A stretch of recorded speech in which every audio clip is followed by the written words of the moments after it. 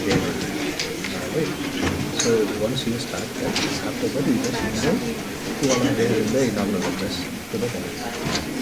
After sitting only you will start.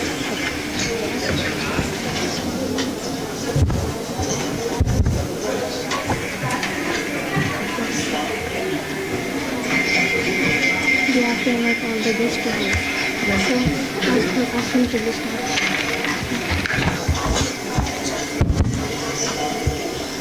A very good morning to all the dignitaries present here, respected speakers, esteemed industry leaders, faculty members, alumni, dear students, and distinguished guests.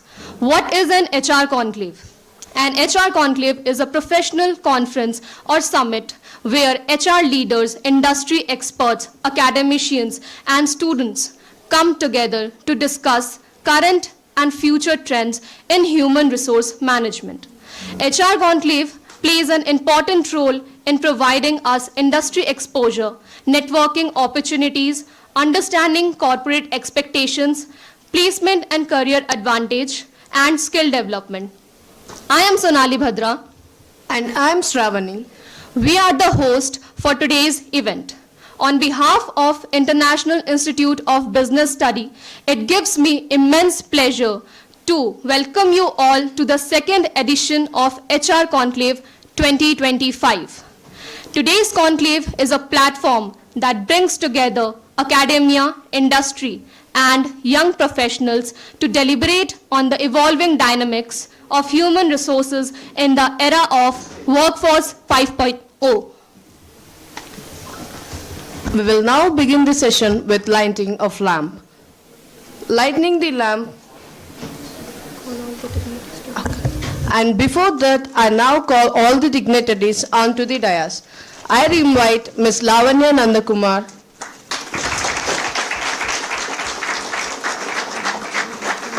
Mr. Buvanesh Kumar, Mr. Daivik Param,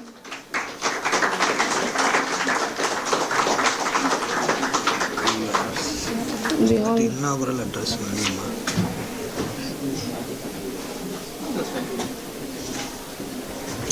Inaugural address schedule.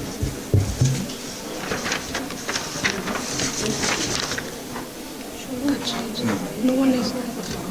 Buvanesh, Chandrakala, Dr. Jagin sir. Dr. T. Jagaya sir,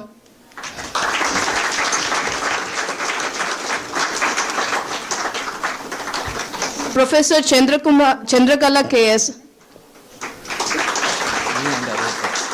Dr. A. Ayyappan sir, and Dr. Arun Kumar A sir.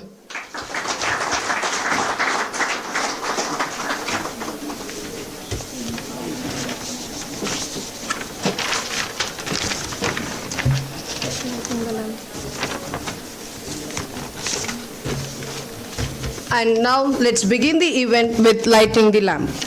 Lighting the lamp symbolizes the removal of darkness and the awakening of knowledge, wisdom, and prosperity. May this light lamping mark the beginning of a journey filled with learning, positivity, and success. I invite all the dignitaries to come forward and light the sacred lamp. I invite Ms. Lavanya Nandakumar, Mr. Buvanesh Kumar, Dr. T. Jagaya, Mr. Daivik Param, and Mr. Pradeep Kumar, and along with Dr. A. Ayyappan sir, Dr. Arun Kumar A. and Chandrakala ma'am to come forward.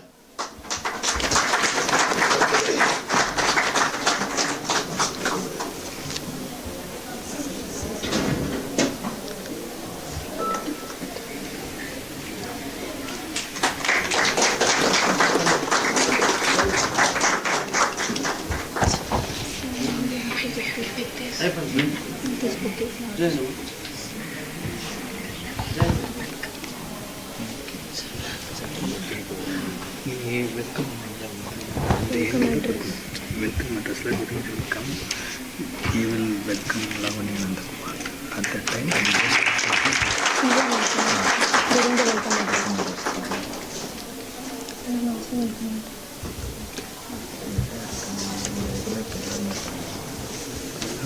accept that there is no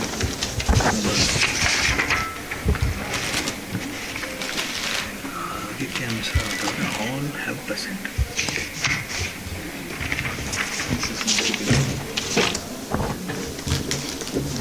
As we light the sacred lamp, we invoke the blessings of knowledge and enlightenment.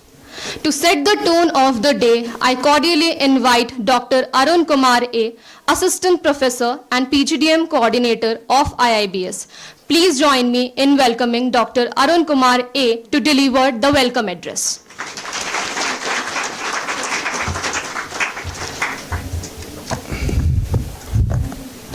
Very good morning, everyone. It's an honor to welcome our chief guest, Ms. Lavanya Nandakumar, Vice President and Global Talent Head Acquisition at Product, to deliver the inaugural address on From Automation to Augmentation, the Future of Human-Centric Technology. Her insights will help her to inspire our students to view the technology not as a distributed but as a enhancer. Okay, we welcome you, ma'am.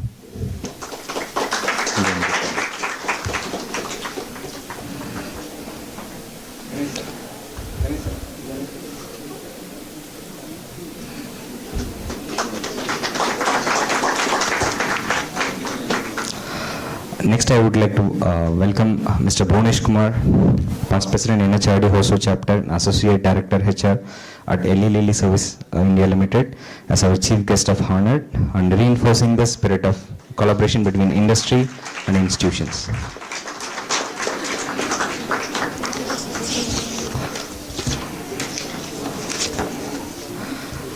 Next, I would like to welcome Sebastian John, Plan Head HR Del Forte. Okay.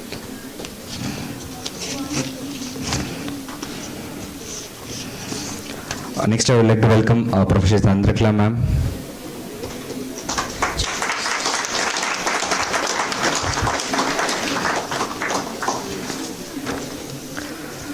Next, I would like to welcome Karunakaran Vinayagam, sir, for.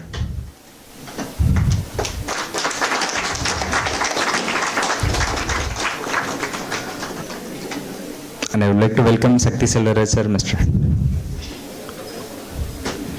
Miss Sakthi Selvaraj.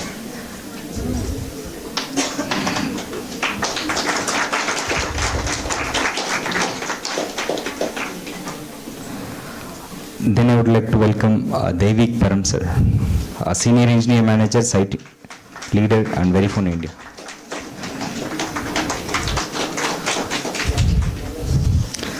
Next, I would like to welcome Pradeep Kumar, Associate Manager HR at Biocon.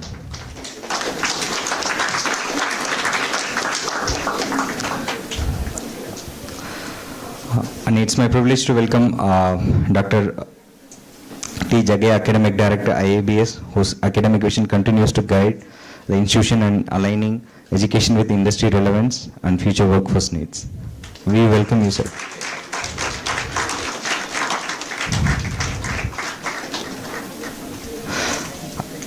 And I would like to sincerely welcome my Dr. A. Ayyappan, convener of this conclave, and to all the esteemed faculty members who have been pillars of the support in making this event possible.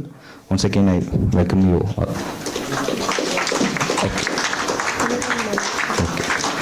And one more guest like I forgot to welcome, sorry for that. Anuran Malik, a proud alumni of our IIBS.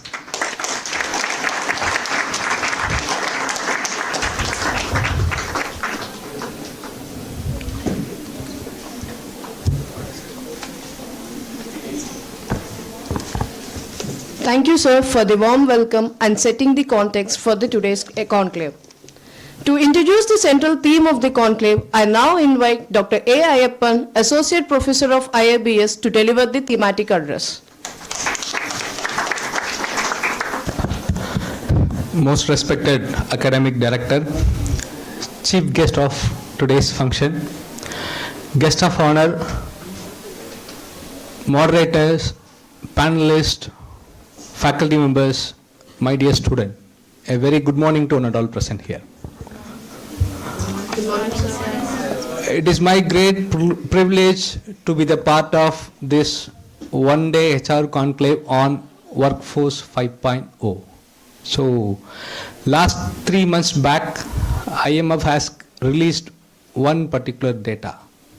So, India is the fastest growing economy in the entire world with a CGPA of 6.2%.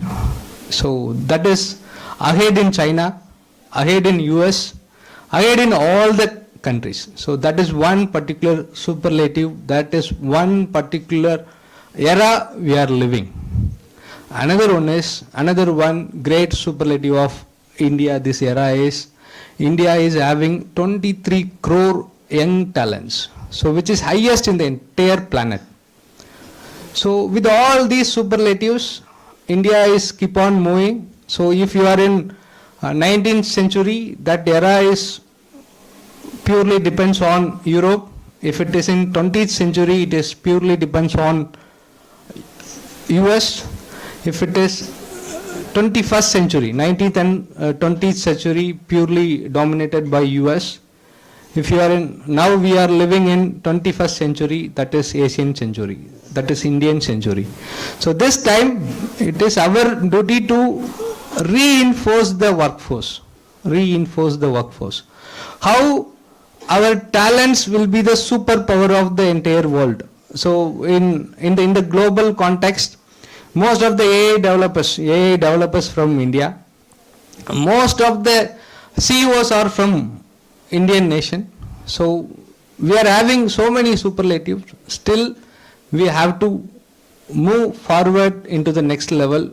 That is there with the human talents. So all the global nations, they are sitting somewhere.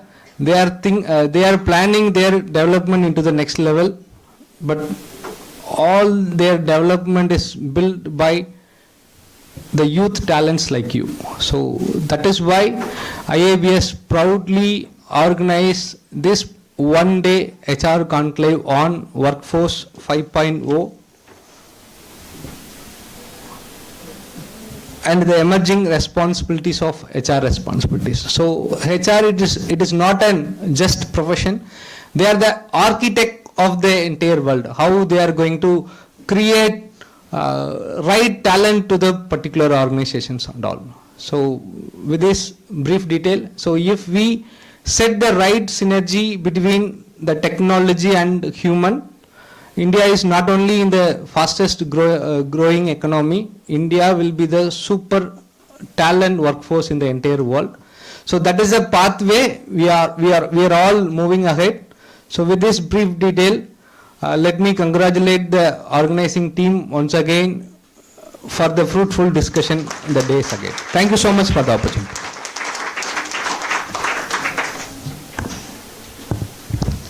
Thank you, sir, for your insightful articulation of the theme. It is my utmost privilege to invite Dr. Tripuraneni Jagaya, Academic Director of IIBS, a visionary academic leader, a man of deep wisdom, dynamic leadership, and unwavering commitment to academic brilliance. I would now like to invite Dr. Jagaya for the presidential address.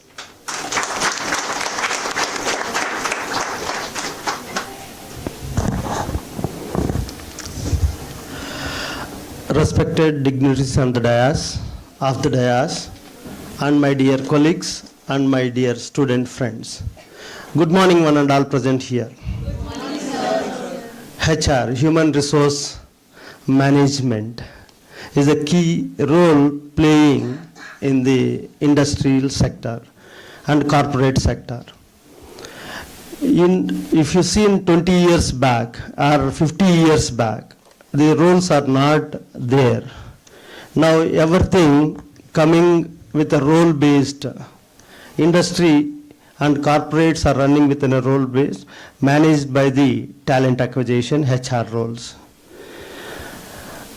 But HR role not only is hiring, you want to be place and also identify the talents and placing and development. That is in the present situation. In the coming future, more dynamics are coming. HR want to think 10 years ahead, what talents is coming, what type of people I want to hire, and sustain with a long duration in the organization, means remaining all the specialization compared to the HR specialization is required a more dynamism, because they will only lead the organization and placing and taking the work and optimization of the working forces is a very important role. Lavanya madam, I am discussing, actually the finance officer can work not only the knowledge of the finance, he can work within finance.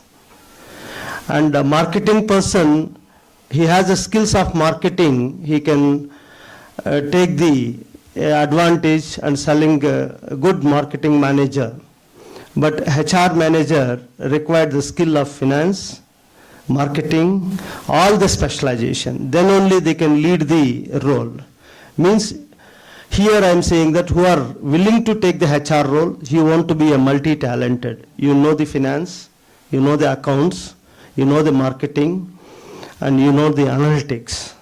Then only we can lead your role properly. Now the generation is more technology driven, even though HR want to be in very advanced. Now we are industry 5.0 we are discussing. Again, the quantum computing is coming, is in 1,000 times faster, is doing the work. You want to manage this type of speed and AI and ML technologies. Your brain want to work more faster than the 1,000 times. Then only you can handle those type of systems. Means you are not required to work. Your mind want to be power more than that power. Then only you can handle that missions. Technology is changing. We are not changing. We are not past. People who have that type of skills and knowledge, thinking, they will lead the industry. Remaining people, industry will be thrown out of the boundary. Means you want to fix to update your skills time to time and faster your skills. Means in MBA, see Bangalore City University itself, your batch is there in 3,500 students are writing examination every year, one university in management graduates. Like that, Bangalore around 50 plus universities are there. You can see that one Bangalore only how many people are productive. Means all are not equally competitive enough. You can compete more, you can get the more skill and more opportunities and more mileage in your life. Means opportunities are unlimited now. There is not a limited. But even though the good opportunities are very limited, you want to grab that type of opportunities, you require more concentration and more emphasis on what is your goals and what type of skill set is required, which are the companies are hiring this type of talent, and like that you want to do some research and take your requirements in the institution and industry and move ahead. That is the reason we created this platform to the student to aware about what the industry's requirement is. This conclave is giving the bridging the gap industry and academia. And even though students mind what is your mind, you can express your thoughts, then we can discuss with the experts and teachers will guide you to take your opportunities, what is your future expectations. Thank you. Thank you very much for giving this opportunity. Thank you, sir, for your inspiring words and guidance. We now come to one of the most awaited sessions of the morning. It is my pleasure to introduce a remarkable leader whose vision and strategic insight have helped organizations elevate their people practices and drive sustainable growth. Ms. Lavanya Nandakumar is a seasoned human resource leader with extensive experience in strategic talent acquisition, HR transformation, and organizational development. She currently serves as Vice President and Global Head of Talent Acquisition at Pradeep, where she plays a pivotal role in shaping the global HR strategy and building high-performance teams across geographies. Her thought, leadership, and contributions empower teams and organizations to thrive in an ever-evolving business landscape. Recently, she was also featured in Forbes under Top 30 Talent Leaders of 2025. It is our privilege to have with us Ms. Lavanya Nandakumar, Vice President and Global Head of Talent Acquisition at Product, as our chief guest of today's event and will deliver the inaugural address on the topic From Automation to Augmentation, the Future of Human-Centric Technology.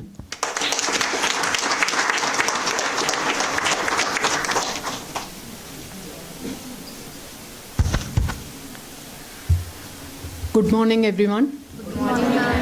Dear dignitaries, my colleagues from industry, faculty member, the most important and eminent role that you play in the society, and then my dear students who is going to be with us as workforce very shortly. So a very good morning to all of you, and thank you for inviting me here.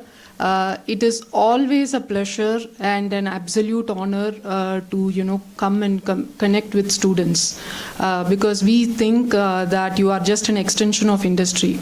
You are bringing us new perspectives, and we always stay in touch with institutions, and that is something that we think we want to give back to the society. Right? So today's topic is, I will go to the deck.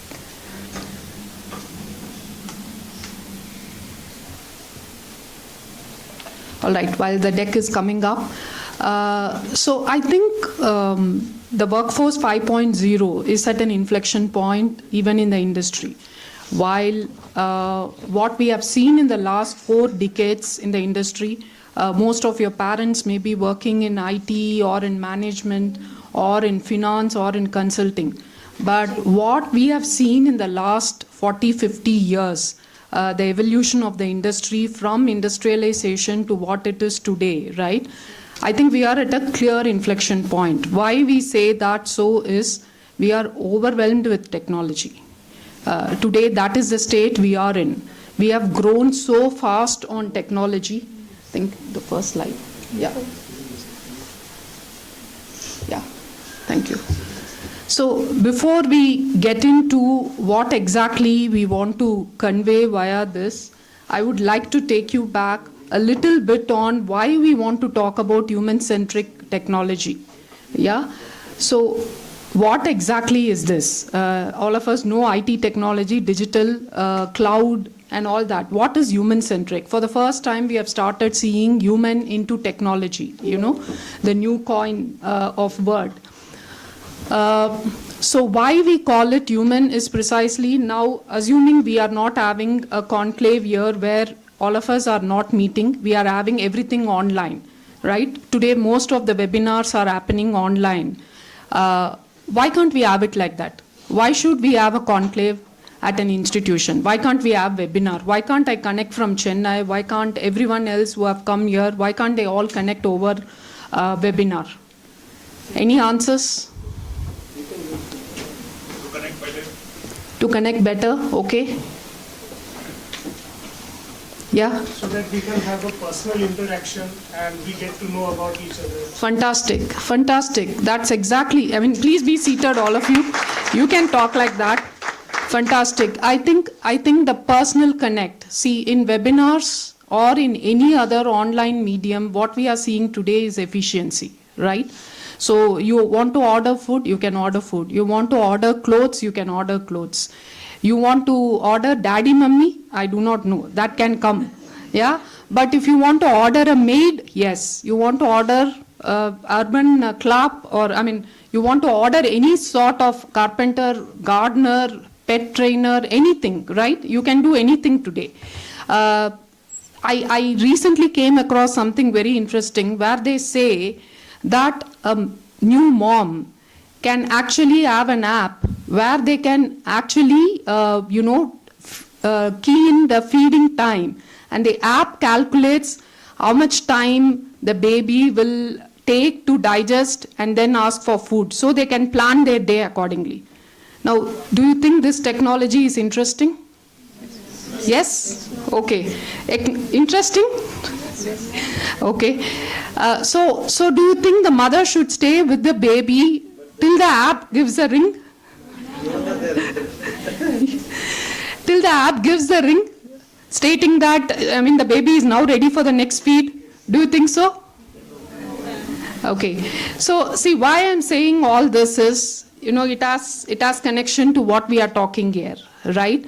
So we can actually bring lot of speed, lot of efficiency, and lot of data, lot of lot of collaboration of all these aspects into what we do, right? Lot of legacy as well. But what we are missing here is completely a human component to it. A mother should be with the child, especially in the first 5 to 6 months, when they really do not know how to signal what their needs are. If an app is going to decide that, I think we are really at an inflection point. It is not just about feeding, it is about the warmth of the mother. Because the 9 months that the fetus has seen the warmth, that warmth gives lot of emotional feeding into the fetus, into the infant, into the toddler. Now, if this is going to be predicted by an app, I think we have to really think through what we are trying to do here. Okay? There are not only this, there are many other aspects that are very alarming indications that we are crossing the limits of leveraging technology. At what point we should stop, we should all ask those questions, right? So what is human-centric in this sense is that it understands human needs and not just program our minds. That's exactly what we are telling here. So someone today in the airport when I was coming, now they give you mobile boarding pass, right? So sometimes our scanners are very scary. They don't read it. So when I was showing it in Chennai airport entrance, it was showing me wrong terminal, go to Lufthansa terminal. I'm coming domestic. Why should I go to Lufthansa terminal? Then the guy who was standing there, you have seen our commandos who work, right?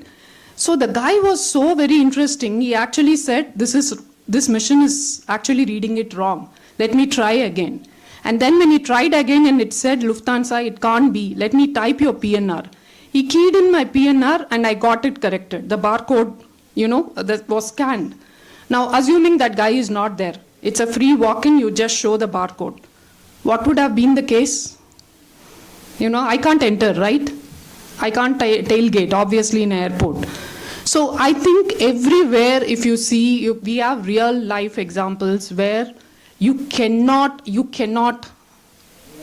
keep human component aside and say technology is my final life finder. Our classic example is all of you must have used Google Maps. Where do you take when you put them on your car or on bikes?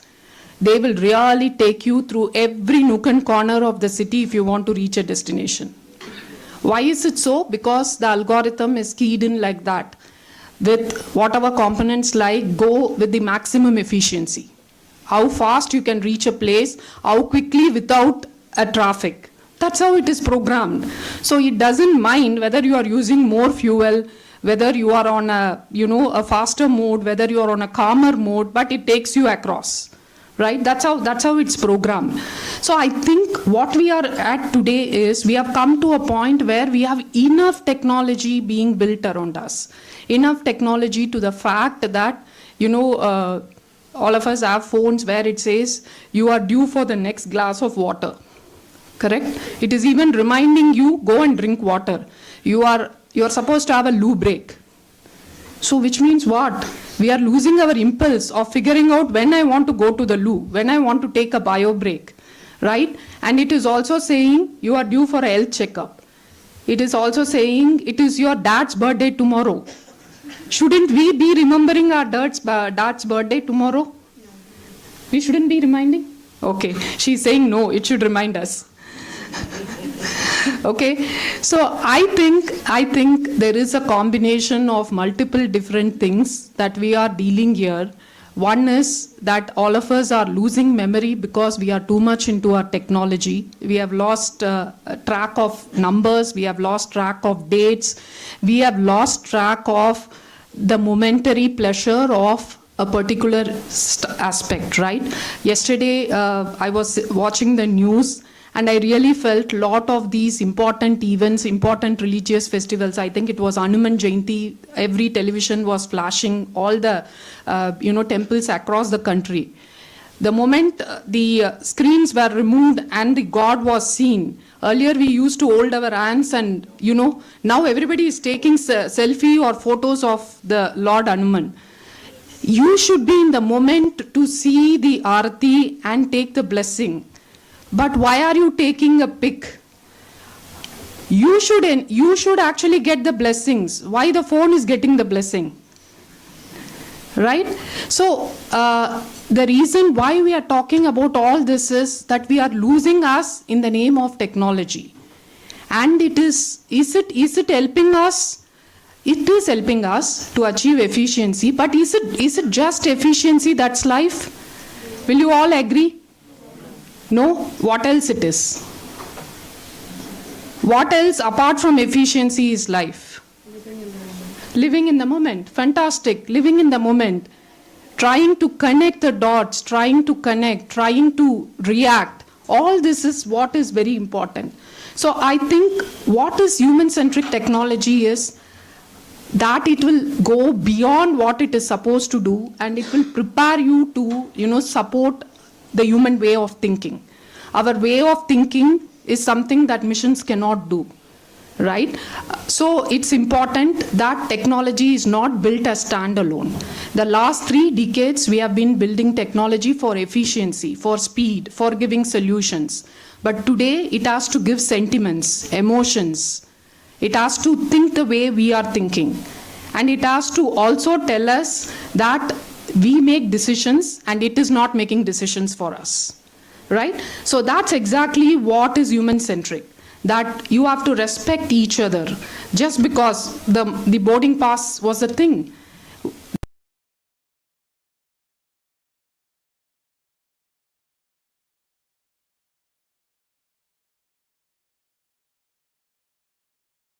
To scan it properly, let me enter your PNR. Now, why that machine is not asking that? Because it is programmed in a way where it can only scan the barcode. It cannot think beyond that. Right? Okay, for me it's fine. I can walk to the next terminal, do a free walk, come back and say it's not working. What if it is an old woman or someone with a ailment or someone with a toddler? Right? So it has to be inclusive. Technology needs to be inclusive. It has to think every single type of human in that situation when it is building that technology. Right? So that's exactly what we are going to talk today and why it is necessary. Yeah. So why some of you should know this? Because your question can be, I'm not into technology, I'm into management. Right? And why should I be worried about human-centric technology? That's a right question. Did any of you think that way today when the conclave caption was created? Why should I know about this? And you must have thought this is some new technology coming up, right? And knowing this generation, you should have possibly thought, is this a new app or is this a new technology or is it this coming from the Western world, right? But what is that? Why should management students need to know this more than an engineering student or a technology expert is? Because you are the ones who is going to deal with people. Now, let me ask you one question. Despite all the technology that we have got today to identify talent, recruit, onboard, engage, do performance management, keep track of their attendance at office, keep track of productivity, keep track of visa status, keep track of how many movements they have made, what sort of allocation they have had. Why do you think HR is required? Everything is tracked, no? Why do we need HR people? Yeah? They only understand the people actually because the technology behind these things, they actually make this. They actually program this thing, if we talk in a technological manner, that they actually give the command that these things need to be done in this way. So that is why people should be there And HR should be there to understand these things, that it is happening in a systematic way or not. There has to be someone who is checking continuously. So one is saying someone needs to validate if this is happening or not, if this is required or not. Okay, what else? Why is HR required? Proper guidance. Guidance to whom? Data. Okay, so you need technology for data, you need human to do validation, you need proper guidance, so you need HR folks. What else? Emotional connectedness. Emotional connect. Okay. Motivation. Okay. Take every person or employee at one umbrella. Sorry? Take every person or employee at one umbrella. Okay, okay. That's collectivity. Yeah. Team leading. Okay. Is there to understand employees' need. Employees need, but technology is giving all the answers. So, ooh. Okay, so why is HR, I mean, whatever you guys have told now is coming from the technology.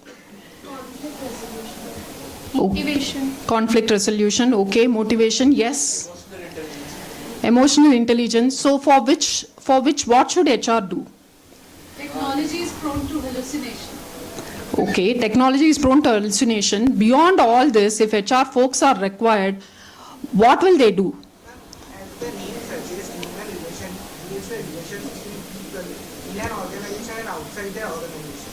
Okay, so what should they do? They create the relation and the bonding between people inside an organization or the people coming to an organization. Okay, see, I think some of you have given very valid answers like motivation, conflict resolution, problem solving, collective abilities. You know, today we have enough data about an employee. The time they have come in to the time they live in an organization, we have enough data about an employee. But where we are lacking in terms of what is required is that nobody talks to the employee. No one speaks to the employee. Missions are talking, bots are talking, reports are going, right? The supervisor is busy, the super boss is busy, the delivery director is busy, everybody is busy. Everything is automated. But there is nobody to listen to what somebody feels, what somebody wants to connect, right? So if you have a leave management system where you can go and apply leave, right? You can apply any type of leave today. There are at least a dozen types of leave that is being enabled in corporate setup. Still, people want to talk to a supervisor on their, vacation or leave. Why is it so? Why do you think so? Machines lack empathy. Leave doesn't need empathy. You have to just go and apply. Why do they still want to talk to a supervisor? It's not about that. It's not about that, right? Technology is still there. You can just go and apply leave. It gets auto-approved today. You no longer need supervisor approval there unless and until it is long leaves. But despite that, why do they want to go? And still say, hey, I have applied. And I'm going to take off tomorrow, day after. Why do they do that? For approval, because in my absence, my job should be done by others. Further, the manager or my immediate leader should know whom to. Because they anyway get an alert, right? They are getting an alert that you are going on leave and they are aware that for 4-5 days you are not going to be around. They are supposed to plan your, replacement and backfill during that time. So they get alert. They get a report. Every day morning they can see who's going on leave the next 10 days, 12 days. But the matter of fact here is why both the parties want to connect even on a small aspect like leave. One is it's a matter of respect. Technology can give you the leave. It can give you the approval. It can give you the analytics around how much leave you have taken, one has not taken. But for somebody to go and personally connect with someone and say that I'm going to go on leave is a matter of respect. It's a matter of respect. It's a matter of human ability to feel in and say that I'm not going to be available. Should I take care of something before I go on leave? Now, all this technology will not say. When you apply, it will approve, auto-approve. It will auto-approve. and your supervisor is anyway informed that you are going on leave. But it is very important to stay in the shoes of the supervisor, go and inform as a matter of respect that you are not going to be around. Maybe he has seen that you have taken leave, but he doesn't want to come and ask. And you actually tell the reason. The system does ask you what is the reason. What do we enter? PTO, personal time off, vacation, traveling, something. But when you go and meet your supervisor, you will possibly say that you're going for your dad's 70th birthday, or you're going to connect with your sister who's come back from US. You will tell the reason. Now, when that conversation happens, the supervisor is eventually going to ask you that, oh, your sister used to study here, right? Or there. So how is she doing? What is she coming back for? Is she getting married? You know what that creates? The warmth that your supervisor knows about your family and they care beyond you and connect with you at personal level. That conversation cannot be done by technology. That cannot be created by a leave management system, right? So we cannot kill all those things and say, you need not connect with me, I need not connect with you, I am going on technology, I am going on every single app, right? All your resumes are written by AI. Is it true or not? True. How many of you liked it after the AI wrote your resume? Nobody liked it. Nobody liked it. You liked it. Why you liked it? It was perfect. Okay. What are the reasons? Why so many of you did not like it? Because even if I have to give my output to AI, then only it will do that. He has done this list. I personally know whatever things I have done. I can just take references from AI that it needs to be done in this way. So ultimately, if I make my own resume, so it would, I would be able to explain it even more explicitly in my interviews or wherever I am applying. For which you should do prompt engineering. When you do prompt engineering, you can give a whole lot of detail and it will tell you everything. But when AI is writing resumes, what are some of the things it is missing? Now all the resumes are AI written. All of you raised your hand stating that everything is written. So I am doing recruitment the last 28 years, right? My fulfillment time for a particular job was 7 days in the past, let's say. Today, you know what is the fulfillment time? Any guesses? For fulfilling a particular job position, any guesses?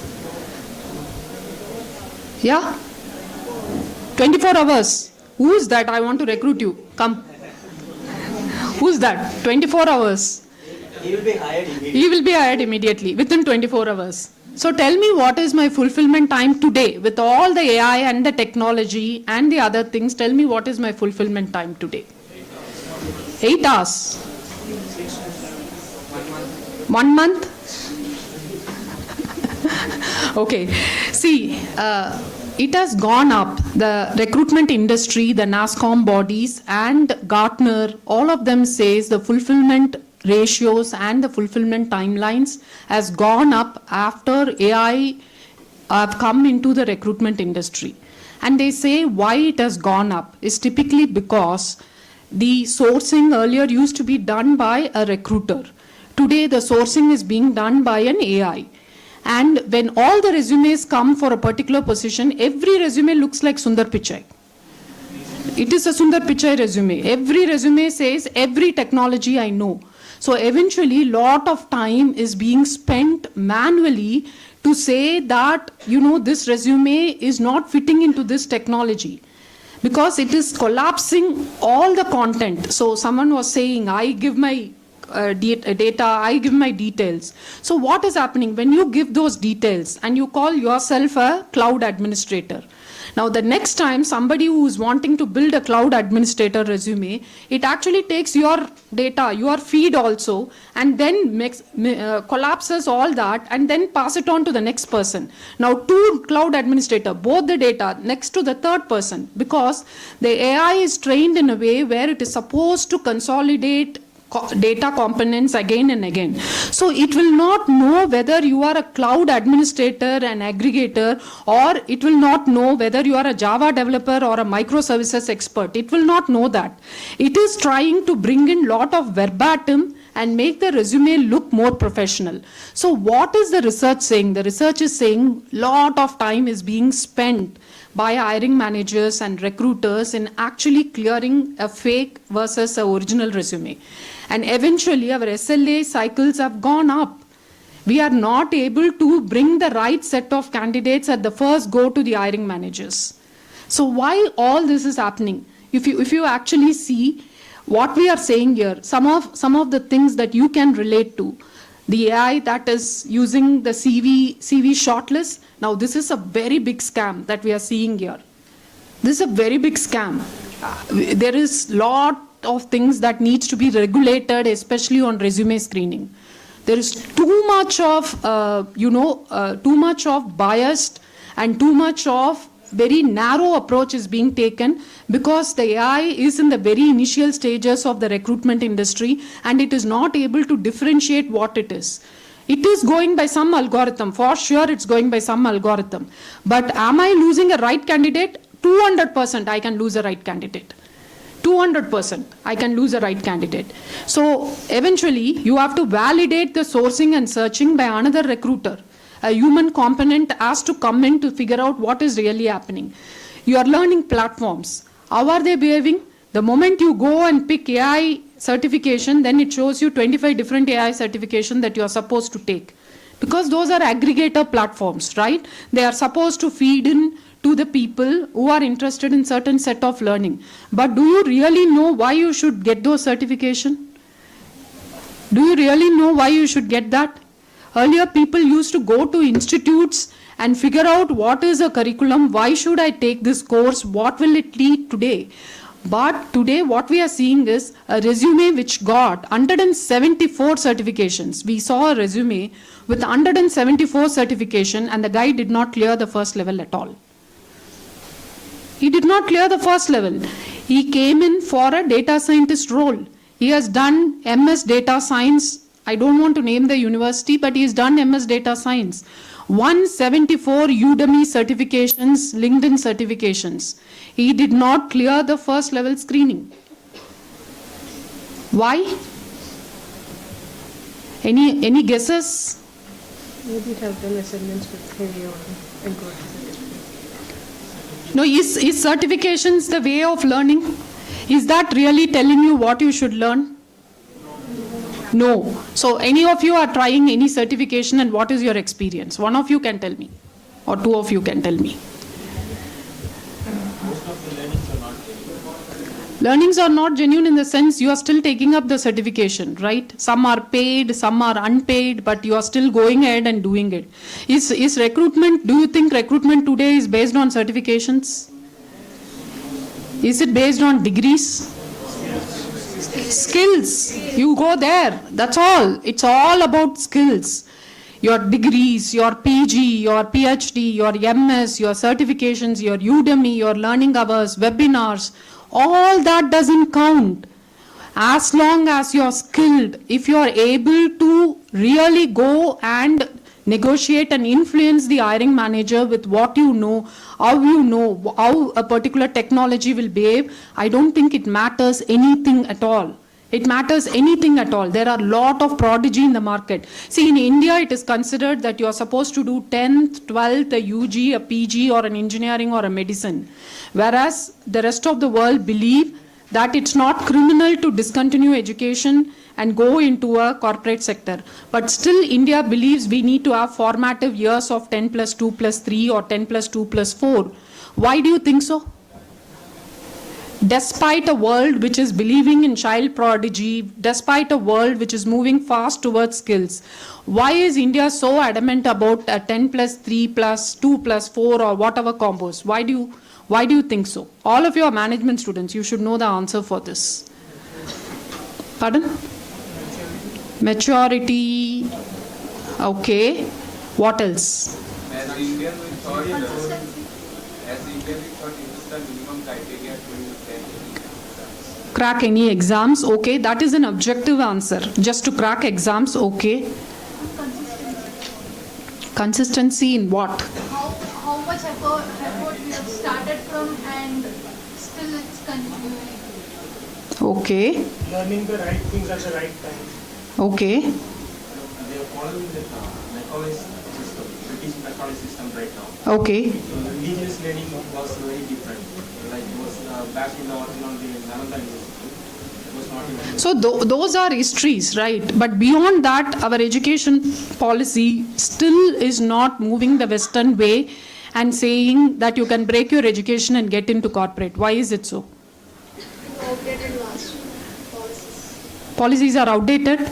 Okay. Indians have thought in their mind like whatever we expect in a shorter period of time doesn't. So you mean to say it's a cultural proposition?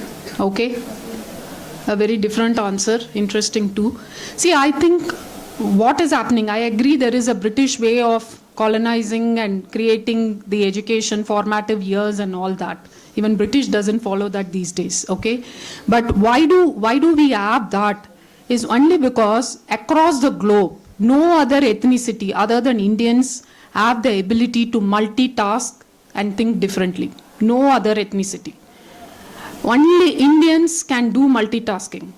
Only Indians can do that. Only because that during our growing years, there is a very different phenomenon. While we all go and claim that our examinations are very rude, it is very clinging towards marks and all those things, I think the pressure handling tactics, the multitasking abilities, the ability to go and influence, go and create so much of, you can do so many things at the same time. That's just not multitasking alone, but going beyond the actual aspects. Only in India, people study, learn dance, learn music, do karate, do everything. In India, earlier, now everywhere across the globe they are doing. Because I think the cognitive abilities are very different in Indians. That's what they say. It doesn't come with DNA alone, but they say very interestingly, only in India, I think people go through a very different childhood and very different generational approach that happens only in Asia and specifically in India. Right? So I think beyond technology, beyond all these components, India still believes that our formative way of education is the right method, and we have proved it today. We are in a position where we are leading in terms of our literacy percentages or whatever. But what is missing? There is a huge gap between what is being delivered to the customer versus what is being taught in the industry, taught in the institutions. That is where we are lacking today, right? We are clearly seeing a gap. So our formative years need not be changed, but what is being taught will have to go for a change. We have to be more skill-based learning rather than more curriculum-based learning. That's exactly why you should worry about human-centric technology, right? The way in which you learn will change tomorrow. Today, there is no questioning applicable in Indian education. You cannot question. You cannot ask questions in any subject, geography, history, management, accountancy. You cannot ask questions. But Finland, which is supposedly the world's best education, their only questioning is the way of learning. You are given a topic, the student is asked to go on, write questions about what all you want to question about this particular topic. And they are the greatest in the world when it comes to imparting education. They are the finest educational institutions across the globe. Right? So I think our curriculum, all that is fine. So your certifications, your PG, UG, all that will not bring you skills. And the concept of all the movies creating this, of saying engineering students can become RJ, VJ, become an actor, follow your passion, all that. There is so much of distraction around that. So what we should ideally be doing is your passion. So someone was talking to me, I think, so is your passion is also your skill? You should verify. If your skill and passion are the same, right, then yes, you are blessed. If your skill is different and if your passion is different, you should definitely follow skill, not passion. Passion can come later in your life, but skill is very important. But if both are the same, you are truly, truly blessed. So I think as PG students, you should figure out what is your skill. If someone here is a very good communicator, is someone who can write well, read well, who can influence people, who can negotiate, then you are a recruitment material. But if your passion is you want to become a director in movie, okay, then what will happen? Right? So your skill is something else, but your passion is something else. So if the society is creating a lot of confusion around you, follow your passion, keep it aside, but please validate if that is your skill as well.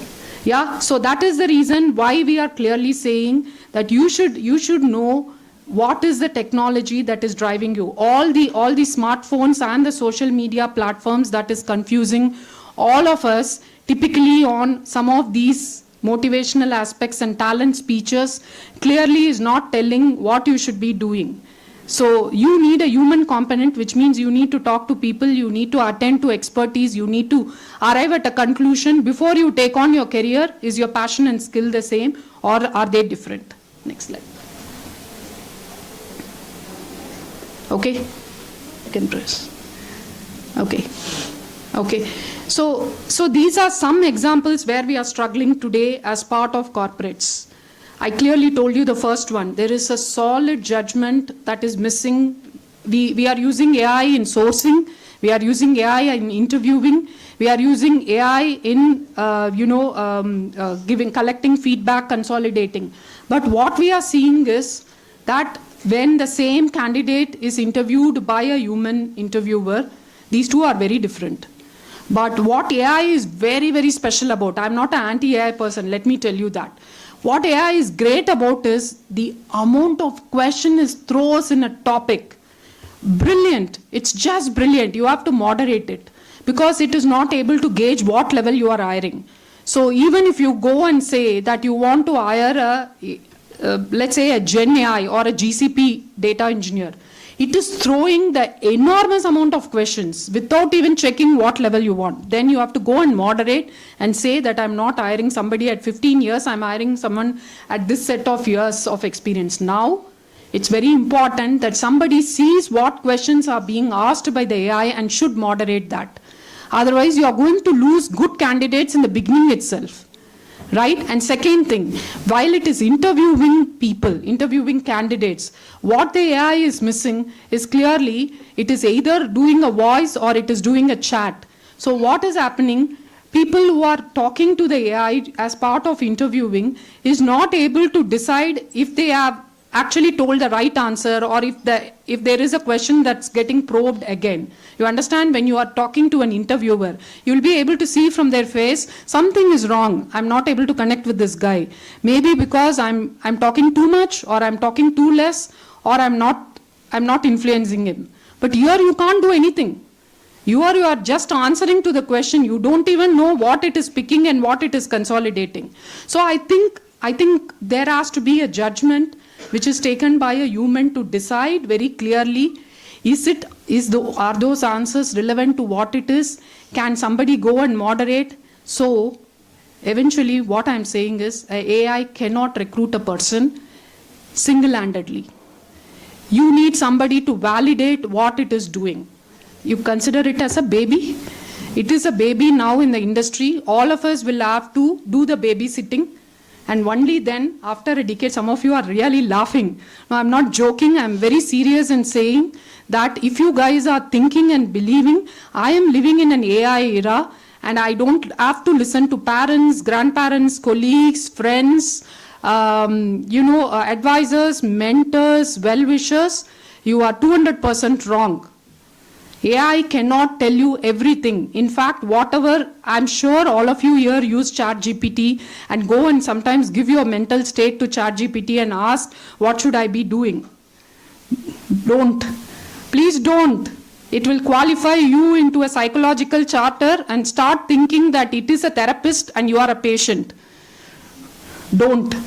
Please, if you are having a disturbed mind or you are having a confused mind, possibly we are a most populated, thickly populated country. You have every single damn auntie, uncle friend, advisor, teacher, professor, everyone available. And that's our greatest strength. You should use AI. You should use AI. You should use it for what it is required for. There is a human component that is possibly our society, that is possibly our community, that is our strength.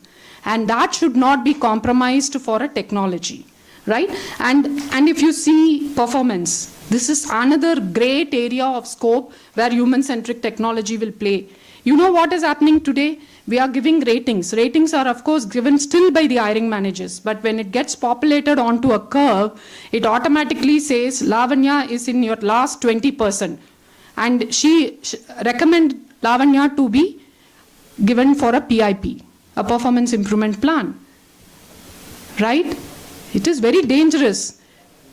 Possibly, your best rated guy is not possibly the best guy that you want to lose. It can be vice versa. Sometimes we force fit ratings. So I think ideally what you should be doing is, after it says something, you are supposed to validate. Because these are happening at a function level. So you are supposed to go and meet and talk to that individual. Who is that person? Why is AI calling that this person should be on performance improvement plan? Why it is calling somebody an expert? You should possibly do that validation. So these are some areas today, all of you who are going to start working in the next 1 or 2 years will see. You may even have questions. Why the hell my boss is asking me to still validate a normalization curve that's brilliantly done by this AI bot? You may be actually wondering, why the hell this person is wasting time? We are not trusting AI even 30%. Let me tell you that. The industry, if you ask, it is not trusting because we are the one who is building. We know how much we have built. We know how far we are supposed to go. We are not there fully. We did not trust card swiping machines 30 years ago. Did we trust? Did we trust cards? I mean, some of you are not even 30 years old. So, card swiping machines, we never used to believe that. You know, card swiping machines used to give us that receipt. Earlier, people like us who have come here used to sign that receipt. Ledger, perfect. We used to sign that. Then came in a fact, then they started attaching photo to our cards. Then even that did not work. Fraud happened even there. After which they said, you don't have to swipe, you have to tap. Even then, you know, frauds used to happen. Today, even cards need not be used. You have to just use the payment gateway and do GPay, Paytm and all that. Now, so what is happening? We are evolving in a technology way for a safer and secure environment. But are we evolving in a way where it is completely sealed? No, we are not there yet. Yeah. So some of you who are going to start working immediately, every single time you are seeing an app, right from today, you can start doing this. Every single time you are seeing an app, every single time you are seeing a platform that is suggesting you something, saying that, hey, you know what, you have been looking for this lipstick for the last 5 days. Here you go, there is a sale. You should really ask, should I buy this? Why should this technology teach me what lipstick I want to buy? You should really start asking that. That is exactly what is human-centric technology. If it is suggesting you again and again that you should be buying this Skechers shoes because you are running, and I'm reading how much you are running, I'm reading how much you are shedding your calories, this is perfect for your legs, you should really ask, I'm having 2 shoes, why is it suggesting me the 3rd shoe? Because your data is connected. It knows you are running, it knows you are walking, it knows you are gymming. So it is exactly bringing all the gears that is related to your lifestyle. You understand? So you should really be asking those questions. Should I be doing that? That's the real-time stuff that we should be doing.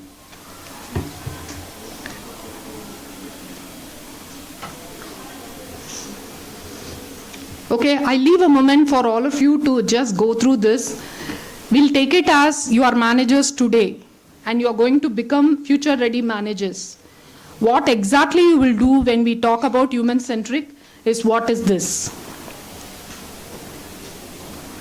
So none of you are going to have just a team of people alone. That's not going to happen. If you are going to handle, let's say, performance management system, you will have at least 1 AI tool, plus you will have 2 people who are possibly HR executives who will be reporting into you. These two people should also work, the AI tool should also work. Both of them have to come together to make you successful. That's how it's going to be, very clearly. At least we are using a lot of bots in recruitment, we are embracing AI fully, but its maturity levels are not there yet. It needs lot of training. And you are handling lot of private data if you are going to be in HR, whether they are candidate or they are employee or whatever, exit data, compensation data.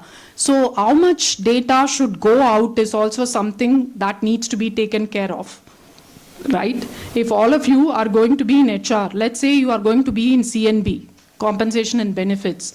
On a particular day, someone has asked you to do a data crunching to figure out how many of the people have got maximum percentage in the last 3 years.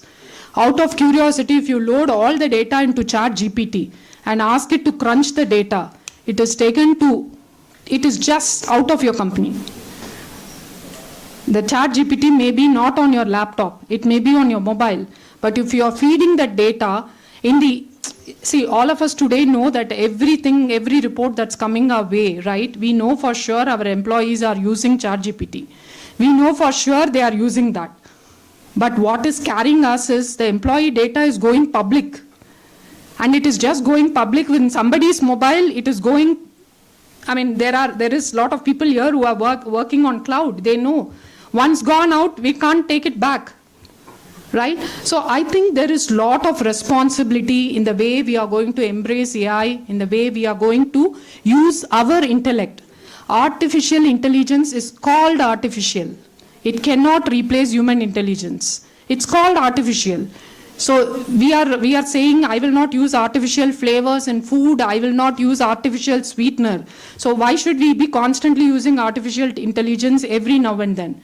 Your human intelligence should keep probing this thing again and again, especially you being in management. Yeah?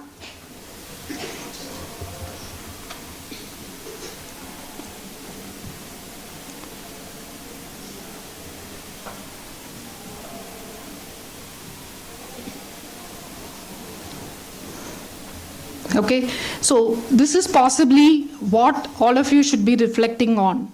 So when somebody is exiting today from an organization, there is enough technology which is picking your resignation, acknowledging that, telling when you should get relief from the company, asking you exit questions, giving you answers, giving you a rehire acknowledgement, stating that you are becoming our alumni, you can be rehired after cooling off period. Then there is a technology which goes and tells them what is their full and final settlement. Now, is that what somebody really wants to do when they are leaving an organization? Should they not be given a basic respect, a courtesy to actually being met by someone and say that we value you, your work has given us impact, purpose, it has created purpose, and talk about memories of, that customer visit when you and I traveled to Amsterdam, that day when we were working on a crisis client report. When somebody speaks like that, what does it give it to an employee? What does it give to an employee when they are leaving especially? Appreciation. Appreciation, then? Value and respect. That's the most important thing. Value and respect. I just don't treat you like one single mission coming and submitting your resignation. Very simply, it is dignity. When someone is leaving some place, we are supposed to go and congratulate them, talk good things about them, talk fond memories about it. Tell about the great things, tell about not so great things also in a joking way, and then give a hearty farewell, right? Those things will go in a memory in a long way, and they want to come back. They will connect back to this pleasant way of working in a company, attached in a place and then moving out. If you are not going to treat them well, especially when they are leaving an organization, when a bot is going to handle their exit process or a AI agent is going to handle it, possibly they may not even feel the connect when they leave. Right? So all our jobs are secure. Next 50, 100 years, AI is not going to replace any of us. None of you have to think that because of AI, HR is not required. Because of AI, HR is more required. right? So all of us will have work next 50 years, 100 years, even if AI becomes a grandmother, and your grandchildren, my grandchildren, all of us are doing only AI in life. All of us still have value. All of us still have jobs. Thank you so much for the opportunity. It's truly my honor. Thank you.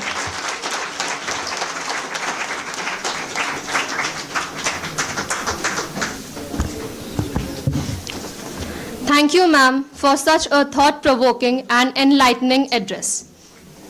We are pleased to acknowledge our guest of honor, Mr. Buvanesh Kumar, Associate Director, HR of Lilly Company Private Limited. We are delighted to welcome a distinguished professional whose HR leadership experience bridges strategy and execution in talent management and organizational development. Mr. Buvanesh Kumar is the Associate Director of Human Resources at Lilly Services, India, bringing over 15 years of experience in HR operations, compensation and benefits strategy, employee engagement, and HR tools implementation. His work has touched multiple facets of human resources, reinforcing the importance of human capital as a core driver of business success. We welcome Mr. Buvanesh Kumar, sir.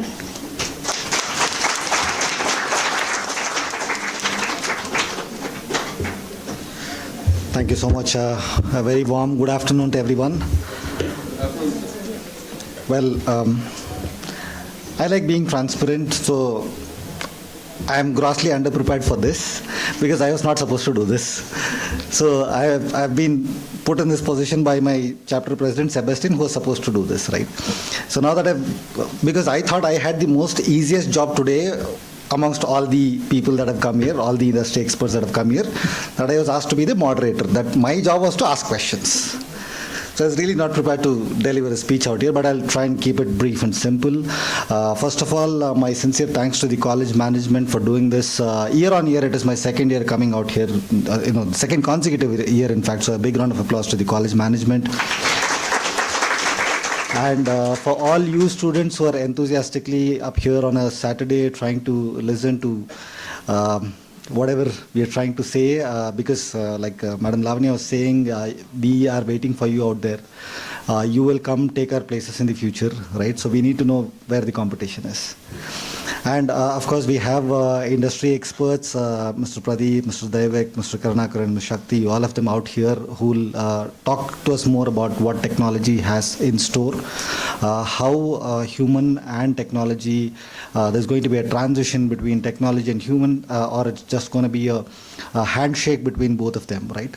So, like I said, I'll keep this very brief. I'm not going to talk about technology because we have the experts who are going to talk about it. What I'm going to talk about is how do you go build an image for yourself out in the market before you get into the market, right? One thing that I did, one thing that helped me was participate in conclaves like this, specifically which is external facing. Go participate in multiple management fests, see what your other peers outside from other institutions are doing, because that way you'll be able to build a network. Immediately after college, they're your competitor. Possibly 2 years after college, they're your colleagues, right? So, and it is very important to build that. So, in fact, this particular, the NHRD network that we are representing here today played a huge part in us gaining exposure, building that network with industry experts way before we got into the industry, actually. So me, Pradeep, all of us, and Sebastian, in fact, started off as student volunteers 15, 16 years ago. And that is kind of, it kind of gave us an opening into the industry and access to industry leaders while we were students. So we did exactly what these students were trying to do here, right? Trying to set up the stage, be the MC for the event. So that way we kind of, try to build a network with industry experts, which kind of filled my career multiple times, catapulted me to a different league altogether. Say, for example, how many of you are actually from HR? Or everybody's from HR? right? Okay. So how many of them want to take up HR? Wonderful. And if you had to choose a dream job, right, the top job in HR in India, which company would you choose? Manpower India. Okay, great, okay. What other answers? Sorry? I heard a name. Somebody said TCS? TCS? Tatas? Tatas, okay. So Tatas being the pinnacle of Indian organization. So all the Tata organizations are managed by one organization. Which is it? The Tata Sons? Tata Sons. Yeah, Tata Sons manages the entire spectrum of the Tata industry. So the group CHRO of Tata Sons, right, Dr. N.S. Rajan, so he was hired by Cyrus Mistry, who was then the chairman. So he later became the CEO of the IDFC Bank and the CEO of the IDFC Foundation, etc. So he was the past president of the NHRD at the national level. So why I'm saying this is, as a commoner, right, as somebody who's coming from a tier 3 city with focus on manufacturing industries, with no access to large corporates, so even organizations in, say, Hosur, the place that I come from, may not have access to their corporate leadership. But the network today, I have Dr. N.S. Rajan on speed dial. I can WhatsApp him. Right? I can WhatsApp him today. I send him hi, hello, and he sends me wishes. So that is the power of network. So I was trying to give you an example of the power of network. So I heard from leaders that I looked up to saying, your network is your future net worth. How much ever you network today will put you in good stead in the future. So that's something that I wanted to call out, right? And start young, start soon, start with network. You already have collaboration with the YI, and we are there from NHRD, of course. So talk to industry experts, say via, ma'am was calling about NASCOM, your CII, FICCI, SICCI, all of these industry bodies, try and collaborate with them, try and volunteer with them, make yourself seen. Make yourself seen, build an edge, so that's going to take you a long, long way further than your competition. That's what I wanted to call out.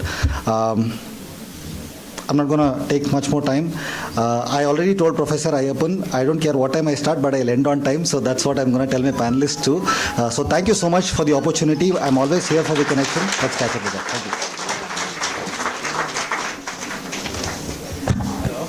Thank you, sir. We are grateful for your presence with us today.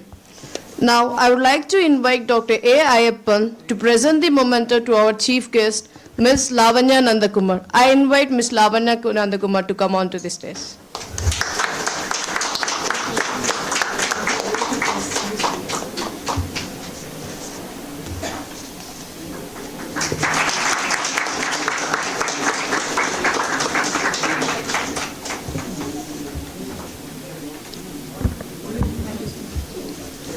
Now, I would like to call our guest of honor, Mr. Buvanesh Kumar, to receive the memento.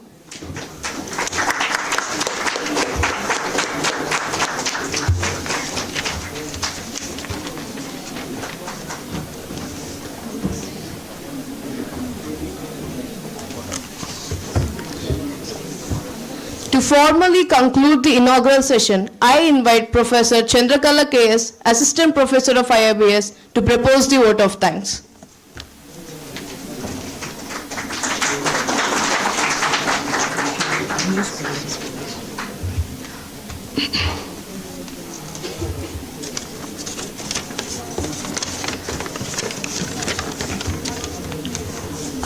Good afternoon, esteemed guests, faculty members, and dear students. It is my privilege to deliver the vote of thanks for the inaugural ceremony of our IIBS College HR Conclave 2025 Workforce 5.0 Human Tech Synergy and New HR Capabilities.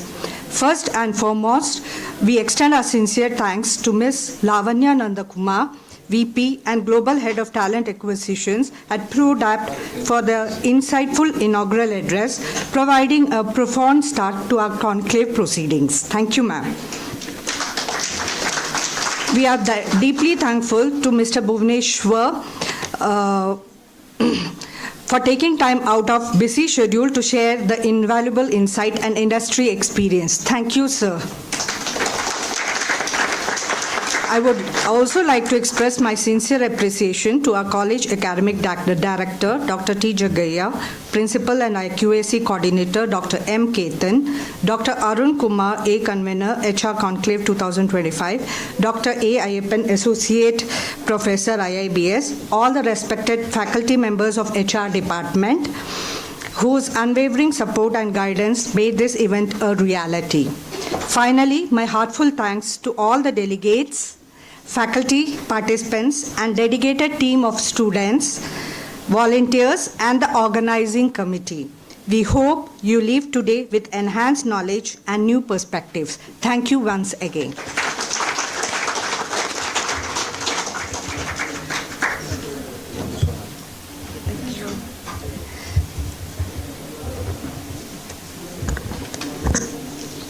Thank you, ma'am. Ladies and gentlemen, we will now break for tea. Kindly assemble sharp at 12:35 in Seminar Hall 1 for the panel discussion. Thank you.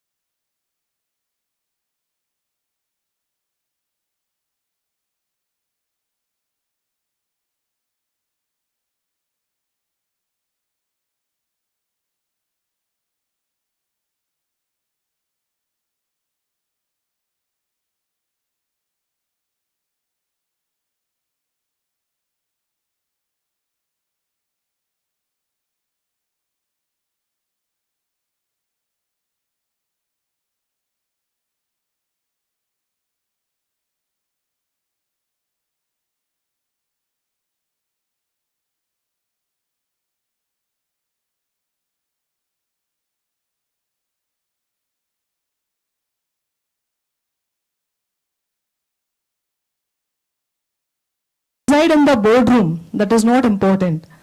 Start the communication from the beginning, and you have to include all your union, worker representative, employees, why we are doing this and how we gonna do this. Have a honest conversation about reskilling before redeployment, because that doubt will get clarified, right? If in case like, no, what is my next job? So if you do that in a right way, this kind of fear factor will not happen and industrial harmony will not get disturbed. According to me, I follow this role versus this task approach. If I speak to any of the people or employees who's having this fear factor, first thing I used to tell them, we are not automating your role. Actually, we are automating your repetitive task. So when the employees get that confidence that they are also part of the change, they are not victim of it, then definitely they'll also support for this, and the automation never disturbs the industrial harmony. One last point which I would like to say is, see, technology is not a fear factor. The actual fear is the fear of their invisible, the fear of their presence. If we clarify that, then industrial harmony will not disturb. Great point. Thank you, Shakti. I think you wonderfully brought out about how the fear of the unknown is what impacts, and a very bright call out there was building trust amongst people, taking their buy-in before you actually go and implement something on the ground. Wonderful point. Thank you so much, Shakti. So next we move to Daivik. Daivik, this is for you. And you are a very tech-heavy organization. Now specific to Verifone, right? So how is Verifone designing a collaborative system where humans and machines co-create value? Okay, thank you for the question. Hello everyone, and good afternoon. It's been a great pleasure to be here and also listen to the sessions so far. So when we're talking about tech, I think the whole world is talking about AI, tech, and all of this, right? Definitely, we are living in that era, and there is no escaping from the fact that AI is part of our lives today. Technology is part of our lives today. How many of us don't wake up with our phones and, we have it right in our hands, right? So definitely it's part and parcel of our life. It's not going anywhere. We need to look at how to coexist, and we need to understand that technology is basically complementing what we all do in our workplace, right? So starting from some of the things that we are looking at in terms of AI, first of all, is to create an environment for our employees to try out some of these tools, these technologies, and to experiment, right? So we should not be afraid of failure. We don't know yet what this technology is capable of, what all we can achieve out of this technology. So we create an atmosphere where they can come experiment. We have hackathons where you try and figure out how you can apply this technology for your work, right? And it's really important for us to find the right balance of using this technology versus also what role the human has to play in it, right? So we were having some of the discussions, and the important fact, so I come from a payment space, right? So I come from a payment company. We create software that runs on credit card machines. Now imagine if I'm reliant only on AI and I do not check what code AI generated, and there could be a small error of 0.01 cent or even 10 paise of some bug that gets into it. But when you have millions of transactions happening on a daily basis, that amounts to a lot of amount getting lost. So tech, when it comes to specific areas, specific domains like maybe healthcare, even payments and finance, it needs to be taken up with a pinch of salt, right? So it can generate the code for you. So the second thing that I wanted to tell is, we're using AI for basically helping with code creation, but the human component of it is to review what this has actually generated. And that's where we all basically get into a room, we huddle, and we figure out whether whatever it's generated is the right thing or not before it actually goes into the production environment. So that's another piece. The one more thing is in terms of improving our collaboration, we have a lot of educational sessions that the company organizes to make sure how we can leverage this AI better. And we basically learn from one another. So different people come up, they have their own small projects that they've done, and they basically come and help us understand what we can do better with this technology. So these are some of the things that we are trying out. We're still learning, we're still adapting like many other companies out there, and it's not wrong to kind of take it slow, because we always want to keep this balance between what humans are capable of, making sure we are always there as a checkpoint to confirm what AI has actually generated for you, and only then use that. Great answer, Daivik. A big round of applause to Daivik. So the essence that I picked is that specific to things like hackathons, these things help experiment and fail forward, right? That's the good thing with technology, that you experiment and you'll only learn something that you can do better the next time. So it's a great example that you brought out. Thank you so much, Daivik. So we move on to Pradeep. Pradeep, I know we come from similar industry. Now we are a very, very highly regulated industry. So in such a heavily regulated environment, such as biotech, how do you see the automation balancing compliance with employee engagement, right? So we were recently talking about an experience of somebody wanting a payslip and getting it via the automated tool rather than being able to talk to somebody in person. But what we fail to understand is sometimes while doing it in person, we may by mistake trying to blur the lines of privacy. We may possibly there might be a breach of privacy out there. So how do you manage these things? So first I would like to thank IIBS for giving me this opportunity, and good afternoon to all my dear friends and futuristic HR leaders. So I aspire to become HR, most welcome. So on this, I come from a biotechnology background where I am working as a compliance. I'll take lead compliance now. So in a simplest way, the technology is a good thing and as well as a bad thing, both I would say. And being in HR, you should act like a mother. HR is always like a mother to an establishment, where HR will facilitate. It's like your mother only, right? Daily she used to feed, she used to facilitate, she used to tell good things, which is bad things, everything. Similarly, the HR also should work in similar way, that which is good and which is bad. Too much of knowledge and too much of technology is also too bad, right?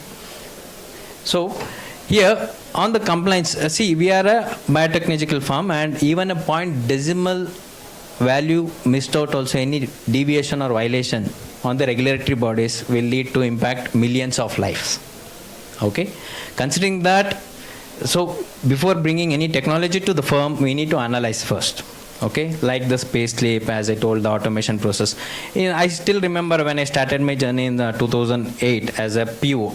And what do you mean by PO? Any idea? Personal officer. During that time, we were called as personal officer. Now it has transferred to HR, and now it is people-centric leaders, right? So similarly, now the era of 2009, where we used to go and meet them in person, distribute the hard copy of the pay slips, which was very confidential, right?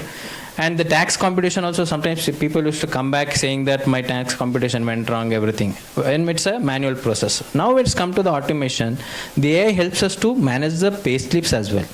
It's given in an individual way that the login is given to each and every employee to manage their pay slips, to view their, to declare their taxes, and moreover that it's an accuracy, right? We cannot fool that. Moreover, the manual records can be waived off, right? It can be burnt or it can be theft. And now for data privacy perspective, the data is managed with the utmost integrity. Okay, this and we need being in HR, we need to ensure that it's clearly communicated to employees. Okay, without the breach of misusing. So this is what the utmost thing we used to do in, and moreover in a production perspective. So what we used to do is that there was a manual hard copy of application, or each and every time the data has to be captured in pharmaceutical company. That's what I mean to tell, that 0.5 decimal value, if that misses also, it's going to impact the millions of life. So what we have made is that it's a systematic process. We bought in a system, AI system, saying that AI is nothing but a platform of system. So we have created the real-time batch, recording of real-time batch. So wherein people used to, the shift process, we work in shift process. Whenever the employee logins, the time will be captured there. So it's accurate. And moreover, these days the audits are very more focused on the time and the process. The SOPs are most valued in pharmaceutical companies. Thank you, Pradeep. Thank you so much. A big round of applause to Pradeep. Now, I have one question for you students. How do the marks get announced these days after your internal exams? No? Do you still get papers in the classes, or does it come on your mobile apps? Papers? Very good. I love when you say you got 60%, you got 80%. Right? So, specific to your attendance and all of that stuff, all of that is tracked online now? Yes. And your parents also get it? No? Yes? How many are happy or unhappy about it? Happy? Happy. Oh, I see very less hands for happy. It's fine. Okay, so see, that's something, why I was trying to make those statements is it's very similar to what Pradeep was mentioning. So, and when there are industries that are dealing with human lives, you can't afford to go wrong even by a 0.1% or a 0.001%. Right. So, it's glad that you're saying that this is also gone into the employee education to educate them about the need for it, and then you're implementing in such a regulated environment. Great job there, Pradeep. So, we're coming back to round 2, and we'll start off with Karuna again. So, now in general, you've been in the industry for 20 plus years managing talent acquisition, right? So, in your view, how can simulation and AI improve the candidate experience without removing the human touch? Yeah, so definitely I cannot remove the human touch, because this is an area where a student and the mentor can able to join together and pass the knowledge. So if I remove the human element, it is a machine. So how Lavanya was mentioning it, we used to get a call, automatic calls and all that will come, and then based on the response, then again response will be recorded, preliminary rounds will be cleared and all that. But there are problems will be there. You tend to lose your good candidates also in that phase. So any technology, any tool, if you are completely removing the human element into that, it is a big risk. It is a threat actually in terms of the process. You may have a process in place, but the excellence will come only if you add the human element to that. So you have a 10 commands, and you are giving the 10 commands to that application, and that application will run on the 10 command only. Only the human can think, what is that 11th command I can able to add it, because there are different scenarios will come. Only the human can able to think that, application will not be able to think that. So we cannot remove the human element, and in my application, I am using AI element in terms of the scaling perspective. Scaling in the sense today, one mentor can able to help 10 students, assuming the situation, with this tool where he can able to cover up more student. He can able to spend time, because mentors also is working in some organization. They also have to extend their hours to mentor, though it is a curiosity to come and help the students, but they have an opportunity to help more students, right? Because their willingness is there. They are trying to help the student community, but they don't have a time. The AI element is helping to extend their time. They are joining hands with the human element, and they are elaborating or generating the report how a human has been giving to the student. That's how we are using it. So AI augmented with the human-centric approach, and we are developing this platform. That's about it. No, it's a wonderful thought, in fact, and it's going to be very, very beneficial for you students.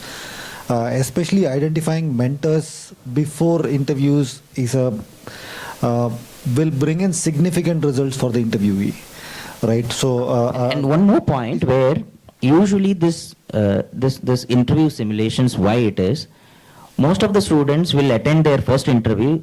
That interview itself is an experience for them. In that interview, he'll get fail.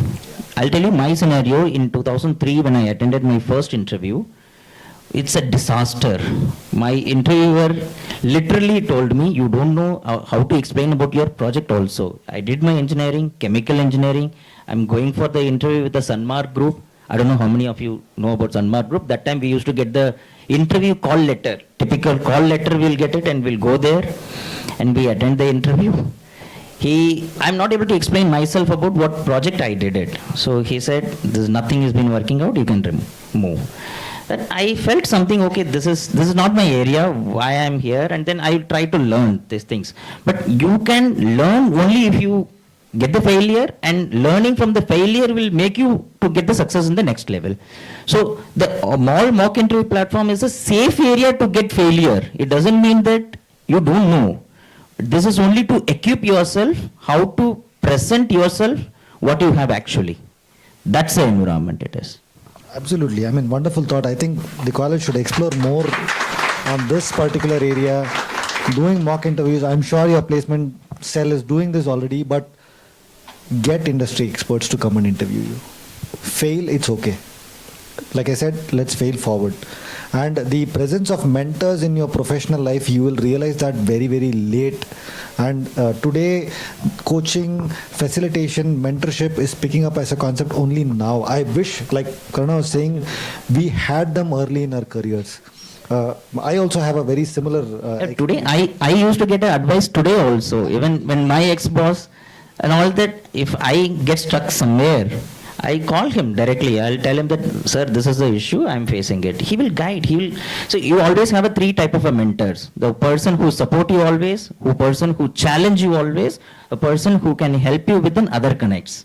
These three mentors, you should always have it in place so that the person can push you for the next level. He know that how much you are capable enough, but still he will motivate you to go to the next level. So always have that, because if you don't have a mentor, it is a negativity for us. Absolutely, bang on. I mean, a mentor is not someone who will always only say good things to you. Please remember that. Right, so take that in the right spirit and move on. And we've been fortunate. We've got mentors a little later when we started our careers, and they've been helpful even today, right? And they've helped us navigate multiple challenges. So thank you so much, Karuna, for all the effort that you're putting in that particular area. So second on, Shakti, coming back to you again. Now, how many of you have heard of this terminology, gig workers and platform workers? It's become a buzzword today, hasn't it? Where were these type of workers 5 years back? Right? In the office? No, they were not in the office. They were in an unorganized sector. These jobs did not exist then. Right? So these jobs did not exist at all. Even for a compliance piece, I know how much we are breaking our heads of how do we kind of categorize them, define them, who is the employer for them, right? Can we control them? And how many of you read the news about the new labor codes coming through? All of you? Very good. So please start, getting equipped on those lines, because honestly, there's a lot of ambiguity that we are also struggling with. Now, this is specific to that area, Shakti, because they're here to stay. Gig and platform workers will stay, and this category, this set of workers are only going to grow, right? Now, what kind of challenges you have observed among contract or gig workers adopting to digital management systems? Imagine all their employment runs on the phone, right? So what kind of challenges do you face? So such a brilliant question. See, contract and gig workers, actually, they face a different reality. In fact, to tell, for them, this technology alone is not a challenge. How to access it, the literacy and the dignity. In corporate office, we love dashboards. We are adopting to it. We are comfortable with it. But when an employee or when my frontline worker or contract worker or gig workers, when they find difficulty in the app and the complex app in using that became their daily challenge, right? So, according to me, most of the tools are designed by engineers for engineers. So when an employee to do the daily basic things, to mark their attendance, if they face the challenge in marking their attendance, or else to simply raise their simple grievance also, if they face challenge, they don't feel empowered. Instead, they feel, they are just a number in the system. So how we going to address this? See, technology can be improved, but your technology or tool, whichever you are designing, should answer 3 questions of your employees. What data is being collected? Why it is collected? And for what it is going to be used? Otherwise, it will create, a fear of sensation. And another most important challenge, what I face, even Lavanya ma'am was telling, the human interface. Before, when there is a problem, worker used to call the supervisor and talk to the supervisor, or even HR. Now the maximum conversation interaction is only with the application. So they are confused. They feel that, somebody is watching 24/7 surveillance and they are unable to, do their regular work in a confident way. Tools like, digital dashboards, performance trackers nowadays, and even employee opinion survey. All these things are very nice and they are efficient, they are improving our efficiency, everything is good. But the employees who's actually, using that in the ground, if they have to call their manager just to ask how to use this app, how to log in, then that's a technology failure, right? So, according to me, a simple solution is there. But, most of them will not be accepted. See, you can use any kind of technology or tool, but that should be simplified, and most importantly, that should be language friendly. So if it is a language friendly, and also you should give that, hand holding throughout them till they get familiarized with those tools. And also a proper compliance channels, or else, a grievance channels, and complete process, human touch points, all these support has to be given. People don't fear machines, first of all. People don't fear technology. Their actual fear is like how to access it better. That's it. Yeah, no, great point. I think the one point that she made kind of resonated, big round of applause, is that engineers make apps for engineers, right? So this is where founders today go onto the ground, get the pulse before they improve their systems. Imagine somebody whose full-time job is Zomato delivery. Imagine that person not having access to a Zomato platform a day. While we may cook, but for him, the deliveries will only feed him, right? The deliveries that feeds us actually feeds him. So technology and the digital interfaces actually, the gig and platform workforce will not be able to sustain without digital interventions in the future, or even now today, right? So, thank you so much, Shakti. Very, very empathetic points, if I may put it that way. Yeah, thank you so much. So, Daivik, this is back to you again. So you're kind of flanked by HR folks all around, and you're the only non-HR folks. And it's a thoughtful initiative by the college to bring in somebody from the business, right? So it's very important that we HRs are in a cocoon talking to ourselves, which is not going to help. It's very, very important because we support business. Just like how we are talking about AI as an enabler, HR is also an enabler to the business. So it's very, very important that we hear from you. Now, you lead engineering and the operations teams. What kind of practices have helped sustain the human connection and learning amidst the high automation environment that we are in today? Okay, that's again a great question, Buvanesh. And just for all the engineers out there, right, to what Shakti was saying some time back, I think the products that get created today, right? So there is a product manager role, if all of you have heard of, right? So it's very crucial for some of these roles to be more human than using some of these tools, so that because they are the guys who know the market out there, they've themselves used some of these applications, and when they're creating this, so they can define what needs to be created, right? And how that needs to happen is something that the AI can assist the people to do. But what needs to be done is something that is totally should be the human driven, and the technology is only going to help them to get there. Now, coming this, I just wanted to put a point here because I'm the only engineer in the room, and I wanted to speak for the engineers out there. But talking about human connection, right? This is one of my favorite topics. As an engineering manager, I've been managing a team of about 20 plus people, and now as a site lead. And a very important piece for whatever is happening today is to sustain the human connection, right? So how do we keep human in the loop while all of this development and all of these processes are happening? One thing is that we look at creating environments where people can get together.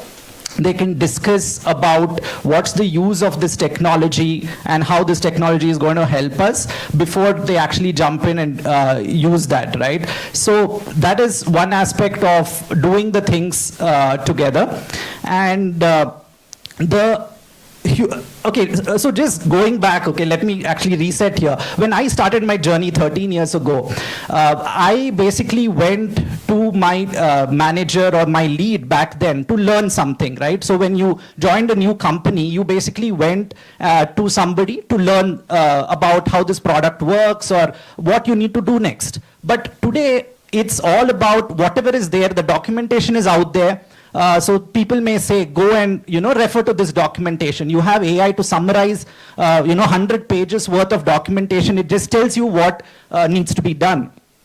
And what I did 13 years ago was look at my leader and actually kind of try to model him or her, right? Like how that person was.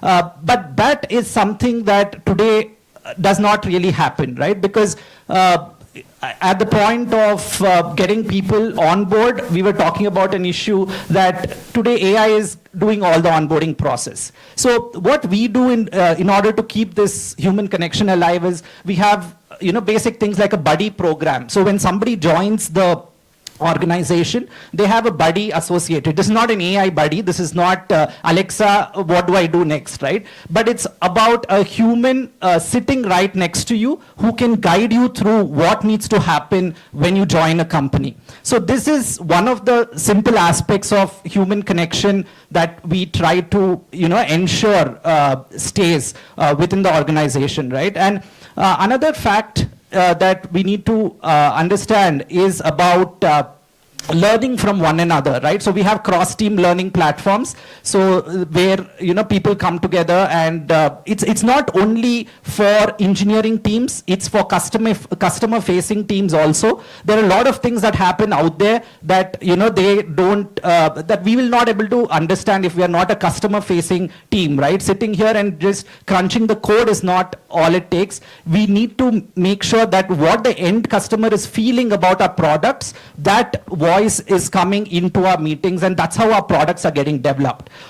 So as part of this human connection, there are few things that, and I really feel amazing that this audience has come together to be part of this particular conclave today, because you could have gone and you could have read some of these things, whatever we're discussing online. But the fact that we are getting to meet each other, right? It's not only about the theoretical knowledge, it's about how you represent, how you communicate, what's your body language like. It's a lot of these other things that you're not going to be getting through AI, right? So human connection plays a major role in all of these things. And when it comes to how we sustain learning, learning is definitely we have a lot of incentivized programs from the company. If you are doing some higher education or something, the company allows you to basically claim some portion of that. So that's basically like pushing them to, do something better.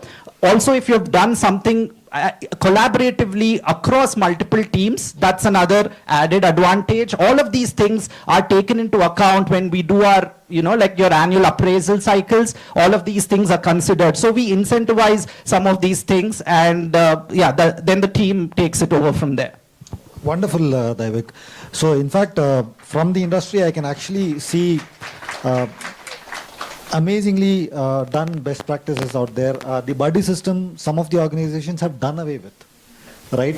And Sakthi was saying that she wanted to meet Nikki, ultimately it was a HR bot, right? So the buddy system is more or less like your ragging in college, except in a good way, right? That you can fall back on someone to get started off. It's very, very important. And the incentivization piece, in fact, incentivization is there everywhere today.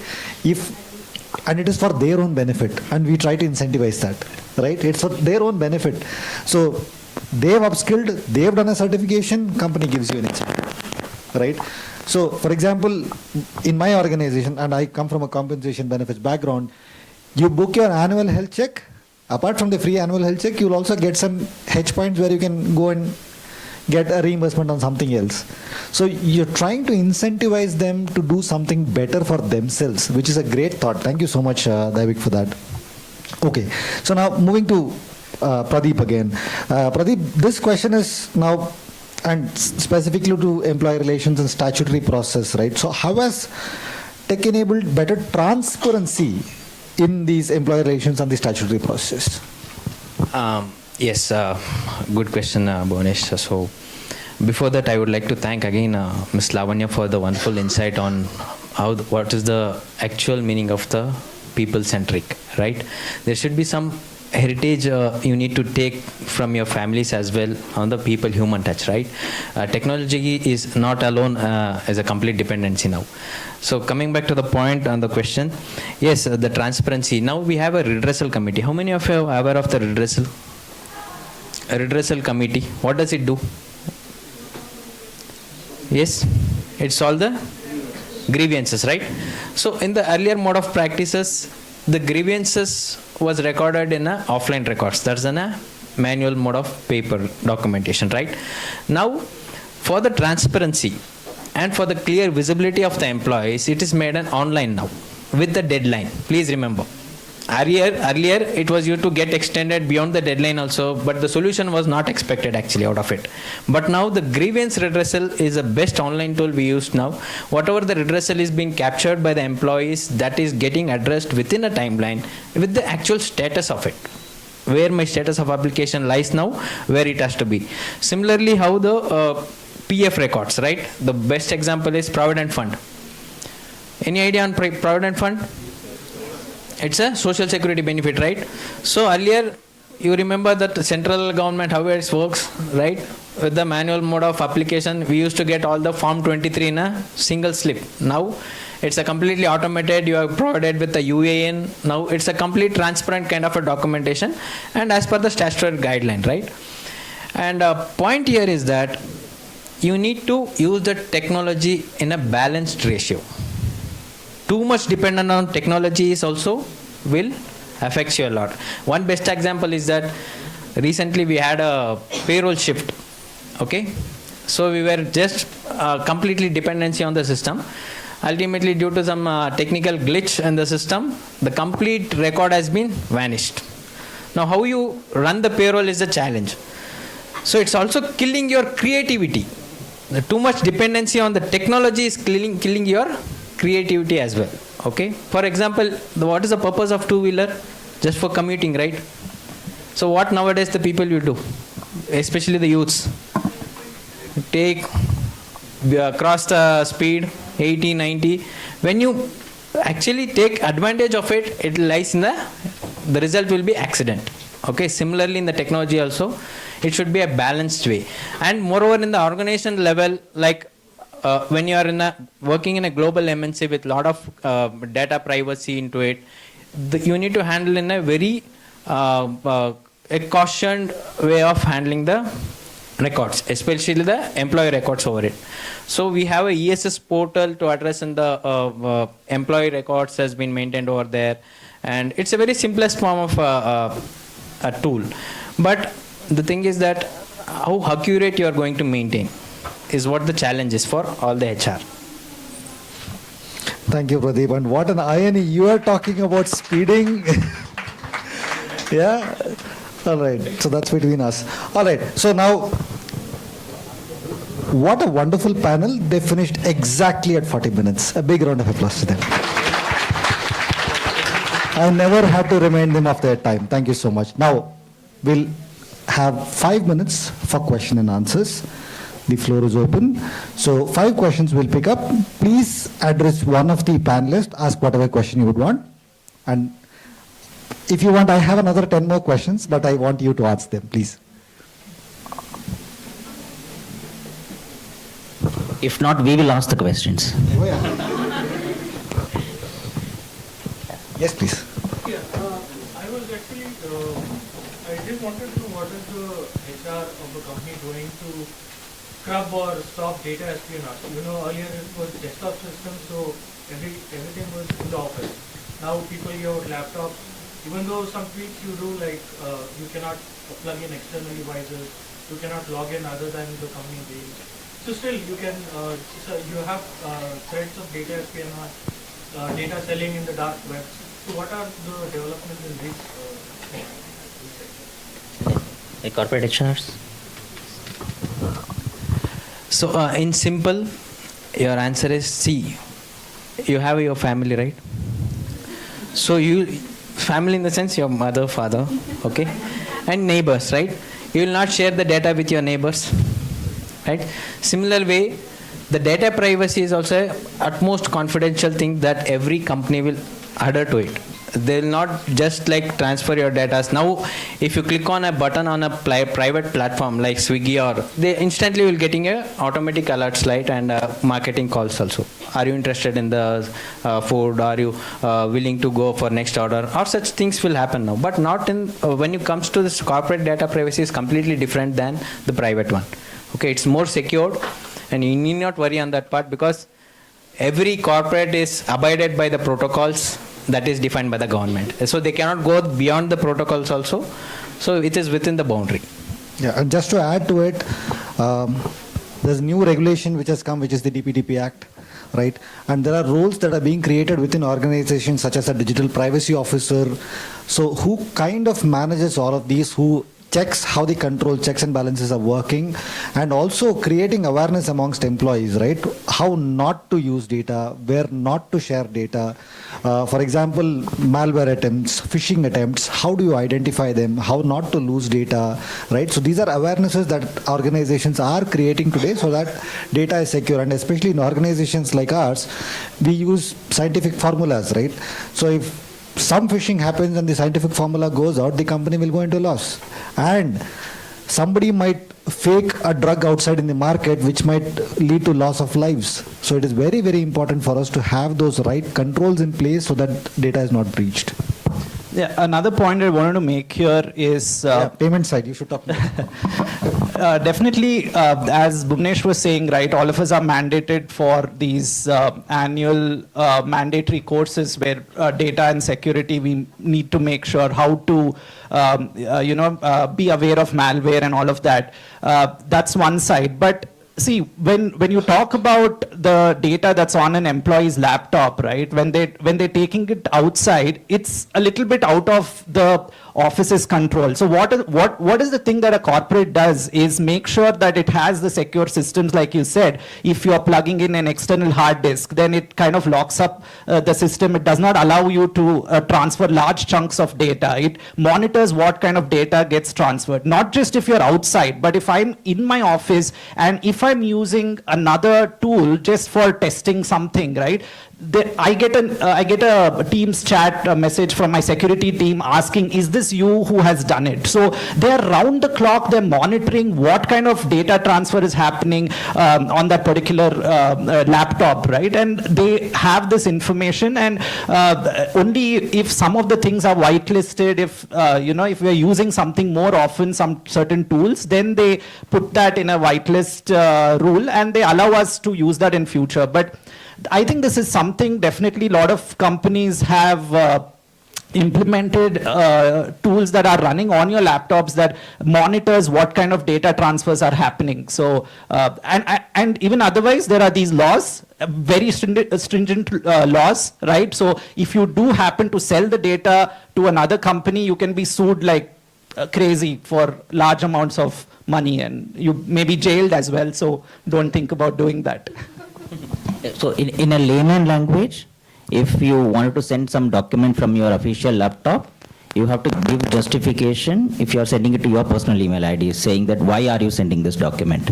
Because every company has a IP rights, which is intellectual property rights. If you are going away to sharing any document outside of an organization, you will get notified.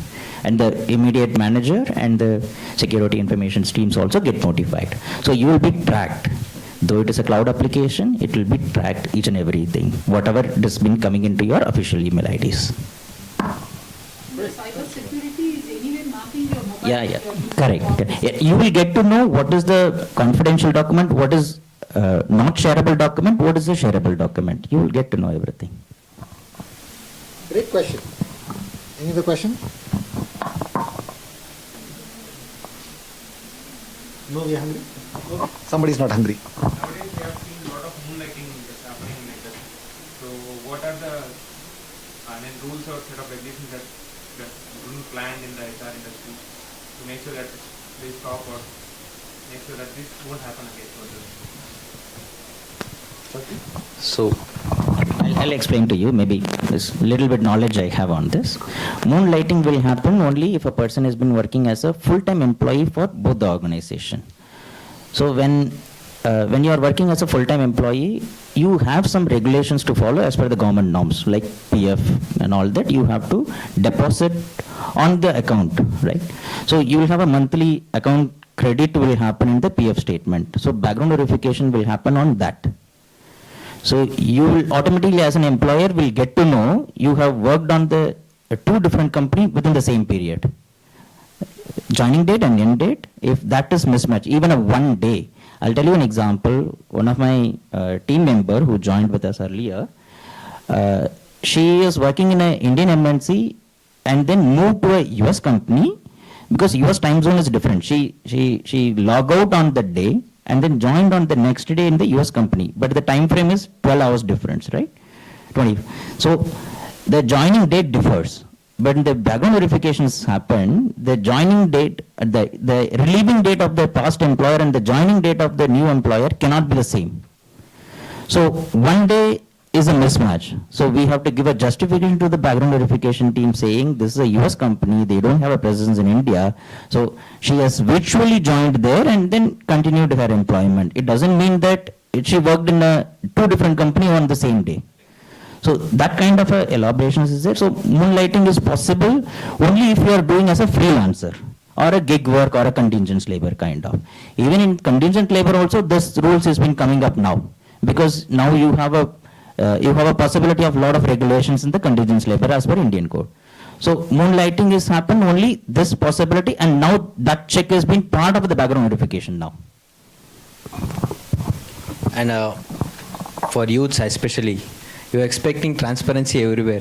So follow the professional ethics also, okay?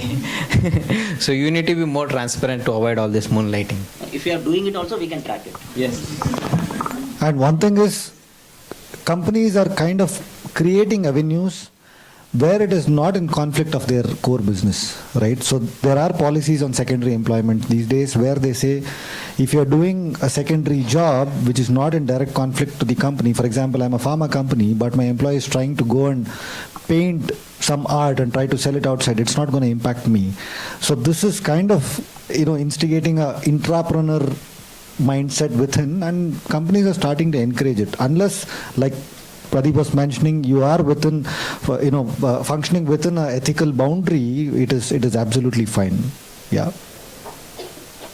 Any other questions? Yeah.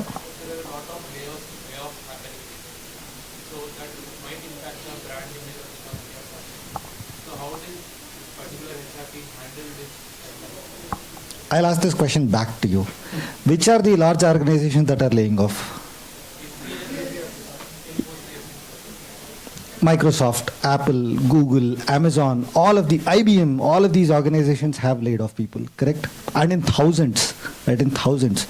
If you get an offer from this company, will you join or not? You answered your question. Right. So this is part of standardization. It's a cycle. It will happen. It will keep happening, and it is only going to impact people who have not upskilled themselves, where jobs are becoming redundant, roles are becoming redundant, where these can be automated, to put it in that way. Wherever you are in a strategy-focused role where there is a human touch to it, you are not at the risk of being laid off. That's how I would put it. Any other views, please? One thing, learning is a continuous process. Unless otherwise you continuously learn on your process, then you will be failed. So if you are doing some process, you have to think through what is the next, how I can able to optimize my time and provide more productivity. That's an organization is looking for. If you are continuously doing the same process, same way as per the instruction by the manager, you are one among the 100 people. That's it. Yeah, I mean, as Buvanesh has also mentioned, right? So organizations look for avenues how to provide those respective trainings to those employees so they can get to a point where they can do more than what they're doing today. So one is giving them those training, and also what kind of roles they can do in addition to what they're doing. For example, my story of being a senior engineering manager, right? I had no probably very less knowledge on what to do as a site leader, right? So about 6-7 months ago, I got into this new role and I've expanded my area of influence, right? So similarly, developers are taking on, automation roles or QA roles. So they're becoming self-sufficient together, right? So they are increasing their area of influence while their productivity is increasing and efficiency is increasing due to automation and AI. They have certain other roles to play, and when you talk about layoffs, right, yes, on one side, probably there are certain roles that's going away, but there are a lot of other roles that are coming in. For example, now you need AI strategists. You need people to feed this data to train the AI module itself. You need domain experts, right? So there are definitely a lot of jobs out there. It's not, don't look at it as a negative impact of AI putting so many people out of jobs. That's not the case. You continue your upskilling, and definitely there are a lot of new roles that are actually opening up, right? In tech, there is something called continuous development, continuous integration, and continuous testing. The fourth paradigm to this is continuous learning. And as leaders, even I'm not away from the learning aspect of it, right? It's not just I'm expecting my team members to be learning. Today, leaders sit on the table with the teams and they learn something new. So it's for the teams, it's definitely showing them leading by example, right? So when your leader is sitting with you and also learning with you, it's leading by example, and teams feel that you don't have to know everything, right? Knowing everything is not important today, but knowing how to get there, that's more important, because AI will, or the tech will help you to show you those in-between points but knowing A to, you need to get to the point Z, that is something that you need to have clarity on. Great point, Daivik. Thank you so much. And for paucity of time, we can always network during lunch. Ma'am, I think the professor has a question. Please, ma'am. Actually, we have this applicant tracking system, right, nowadays, and HRs are using it a lot. But when it comes down to giving witty answers, actually talking about the capability, we have students to download the JD and then align it with their resume. So how should we actually integrate the human emotional content along with the technicality of ATS, like applicant tracking system, proof resumes? How should we integrate that and bring out the best in the student when it comes to CV or resume creation? Because everybody is looking at it. I have great students, their resumes are not being shortlisted due to X, Y, Z reasons. And here we sit talking about human and tech. But this is something that is lacking in human resource. They are not shortlisting the student, not even looking at the student, whether or he should be given a chance or not. So how do we fill this gap? We should be bridging it, but we are creating a more, diverse state of mind amongst our youngsters. This is what we have to use, and by default, even we have to tell them, yes, because it is not being shortlisted. How do you approach? Well, on a lighter note, I would say, but great question, and all of you should be proud of your teacher for talking on behalf of you, right? So, great question, ma'am. On a lighter note, I would say network. On a serious note, experts are Karuna and Lavanya, ma'am. I'll ask them to answer. I'll explain to you. So, today's situation, Lavanya was mentioning it also. ATS is asking the questions and all. But you cannot expect the response from an ATS from the applicant standpoint, because that ATS has been built for a business. So when I am an applicant, I am applying for the position, ATS will show that how much my resume has been fit for that position, right? And that's the only thing. And if you wanted the applicant should know what is the correct thing and all that, that is not there in the system as of now. But you have a platforms available to create a CV which is passing a ATS. So they are keep using some of the keywords to use that in the resume so that it will be passed. But mostly that is for an experienced applicant. When I was in GenPact, I was heading a campus hiring. We don't collect the resume, first of all. This era is gone. For our freshers, we don't collect the resume because we know that all the resume is same. It has not been somebody has been writing it or they are typing it manually on their own. It's all, I am giving a prompt, there's a resume has been getting developed. If you ask the question from the resume itself, student will not be able to answer. Because it is the same template, my friend is using this template, I am using the same template, just I will be adding certifications and extracurricular activities or hobbies, that's it. But the template, same template. Unless otherwise you are developing on your own, you will not be able to articulate, and the ATS also will not be able to pass. So freshers collecting resume era is gone. It is all about the assessment and then scoring, and then when they are doing a interview, one-on-one interview, that time we used to collect the resumes. From there the questions will come. So ATS is not used for application scrutinizing at the fresher level. It's only for the experience level. So adding up to his words, so whenever your project is there, right? Just not for the sake of doing a project, you just go for spend 1 month of time and do not do like that. Please, it's your actual physical thing that you are going to prove in the project and internship programs. So just learn from the organization what is the best practices, everything. Capture those information and give the clear content in the resume, what you have learned, what you have done in your internship and the project. That will give you the clear context, right? And the exposure to the corporate environment, right? Thank you. Thank you. One scenario I'll explain to you. IIM Bangalore, when I was in GenPact, we went for a campus interview in IIM Bangalore. We shortlisted certain number of students through the resume. It's not through ATS, it is a manual. A campus recruiter has scrutinized the resume with the help of a business leader, and then we gone for the interview. There is one candidate who came along for a tea break for the business leader. And he was having a chat, and then he said that, sir, I did not apply it for a GenPact, but this is my aspiration, this is what I want to do that and all. Then the business leader, who's at the COO level for that particular business unit, he said that, you want to have a conversation with me about this position. He said, okay, sir, I will explore it. He is not much aware of what position he is going to offer. He is not aware of what is that level of a position also. His background is completely different. He is a mechanical engineer. This is an IT company. but he has an operations presence also. But the way how he's expressed interest and the way how his understanding about the technology, right, that is impressive. And that's why the business leader has hired, though it has not been applied position, but the conversation took him into this level.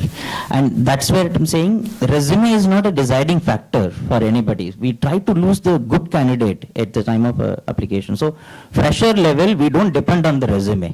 That's a one-liner, I would say. It's all experience, because experience has a certain skill set or a certain project experience we needed. That time, resume will be completely gone through. At the fresher, we know what is their academic and what they are doing it, and we don't do much of ATS via scrutinizing. Great example of an informal way of recruiting, right? For paucity of time, we're going to stop here. I'm just going to summarize this. I've made points from all my panelists. So to summarize, as HR professionals, our role is to be translators between data and emotion. Between automation and experience, we must use technology to free ourselves from repetitive tasks, so we can spend more time connecting, coaching, and creating workplaces that feel human to the core, right? The future belongs to organizations that don't just adopt technology, but integrate it with purpose. A future where decisions are faster but still fair. Processes are digital.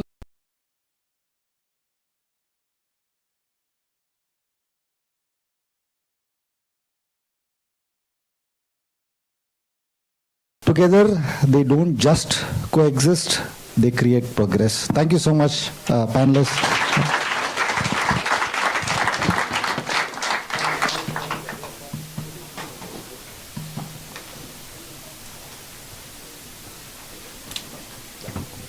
Thank you so much, everyone. Thank you. Now I would like to invite Dr. Tripuraleni Jaggaya sir to present the mementos to the panelists and moderator for their contribution to this conclave.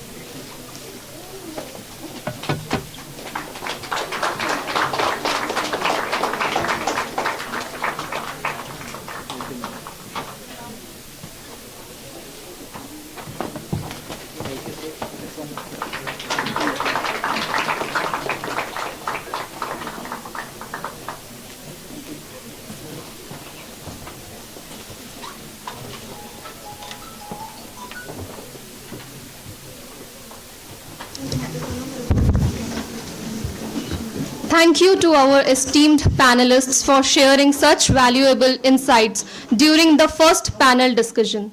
We also extend our sincere appreciation to our moderator for steering the session so effectively and keeping it engaging.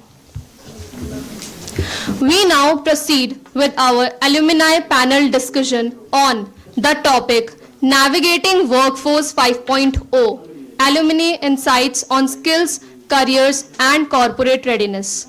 The session will be moderated by Dr. Akriti Gupta, Assistant Professor, HR and Business Analytics in IIBS. May I invite the moderator and panelists to begin the session.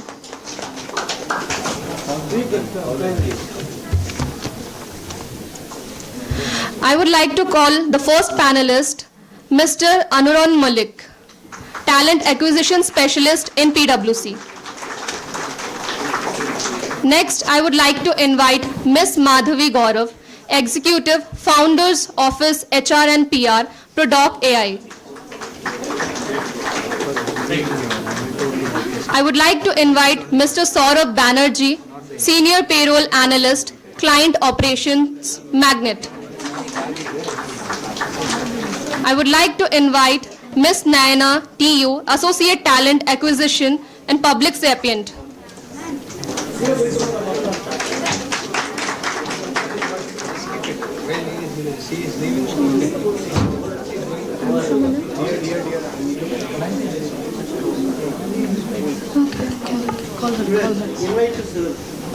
Now I would like to invite Ms. Anusha Manem, Package Consultant in IBM.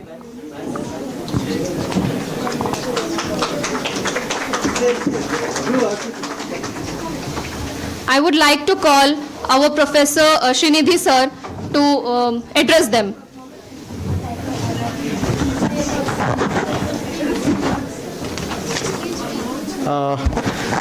Dear alumni, welcome to IIBS, and make this session as a fruitful and give our upcoming students insightful sessions for them and give beautiful sessions for them.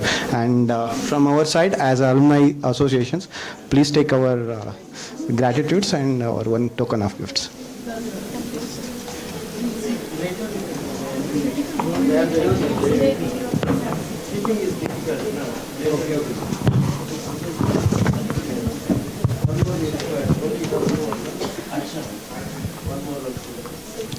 Hello everyone, a very good afternoon.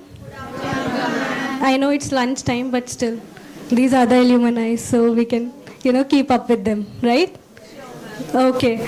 So first of all, I'm Dr. Akriti Gupta, those who don't know, Assistant Professor and Academic Placement Coordinator, IIBS. And it gives me immense pleasure to be sitting at this stage and moderating this panel on the topic Navigating Workforce 5.0, Alumni Insights on Skills, Careers and Corporate Readiness.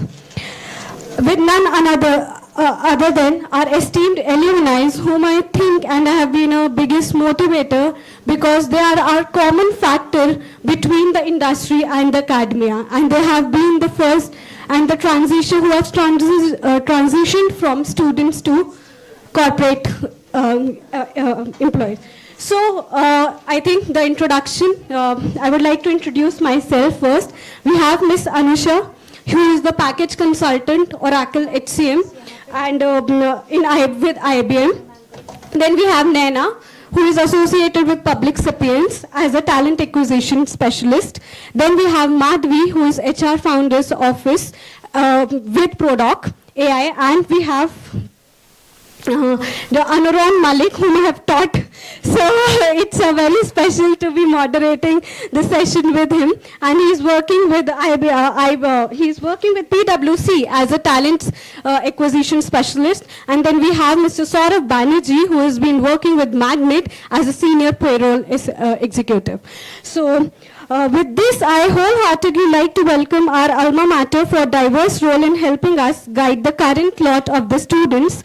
So the title for the panel, that is Navigating Workforce 5.0, Alumni Insights on Skills, Careers and Corporate Readiness, which happens to be the most asked question for today's generation.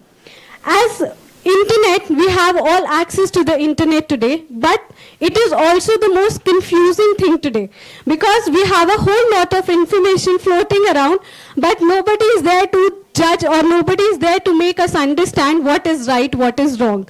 So I hope with our alumni we'll be able to understand or take a deep insight on what needs to be, targeted, what needs to be, or how we can prepare in our first years and second years to go more and be more prepared towards our corporate life.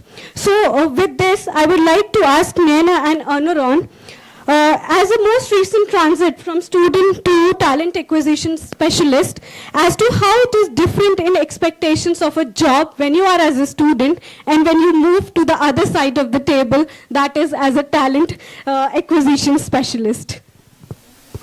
It's okay. It's okay. We have 2 months. Okay, so good afternoon, everybody. First of all, don't treat us as a professionals. We are still students, so we learn every day. So we are still students. So as a student to professional, there has been a very drastic change. So as a student, our expectations towards job is completely different, and as a professional towards the job is completely different. So as a student, I had a different opinion on how job would be for me, and reality is completely different. So there has been a drastic change professionally and emotionally too. As a student, I expected clarity from the job. But as a professional, I am expected to deliver clarity. I should give clarity now to candidates, to students, or whoever comes under guidance. And as a student, I expected guidance. But as a professional, I'm expected to take ownership with limited guidance. So when I say ownership, you guys have been told many times that you have to take accountability, be accountable. What is accountability? Anybody knows? What is account? Yes, please.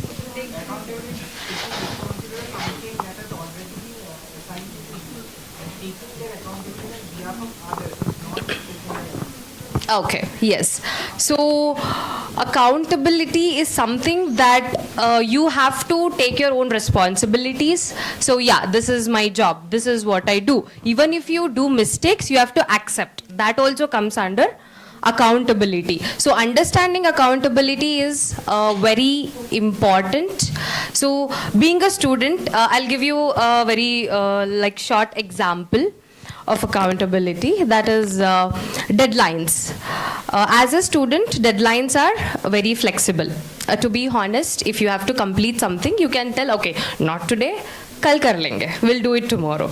It will affect only you. It's a personal impact. If you don't do it, your grades will affect, your marks will affect. But as a professional talent acquisition specialist, if you don't meet your deadlines, if you don't achieve your expectations, it will impact not only personal, but there will be more impact on organizational success, on hiring pipeline, on managing expectations, on candidate experience. So there will be more impacts on that. So you should show up with more accountability, taking more responsibilities, which you can never learn as a student, to be honest. So I would say that instead of telling that I will learn everything after getting into job, it's better you start learning it from today. So being a student, it's very tough to know what exactly happens in corporate. So I would suggest to indulge yourself into real world conversations rather than just sitting for yourself, conversing yourself, ऐसा नहीं है वैसे हो सकता है, वैसे नहीं है ऐसा हो सकता है. So stop making assumptions and enter yourself into real world conversations so that you'll get to know how it is, right? And so as a student, we think there are few myths that I would like to break. So there are 3 myths that as a student I believed, which has been broken completely as a professional.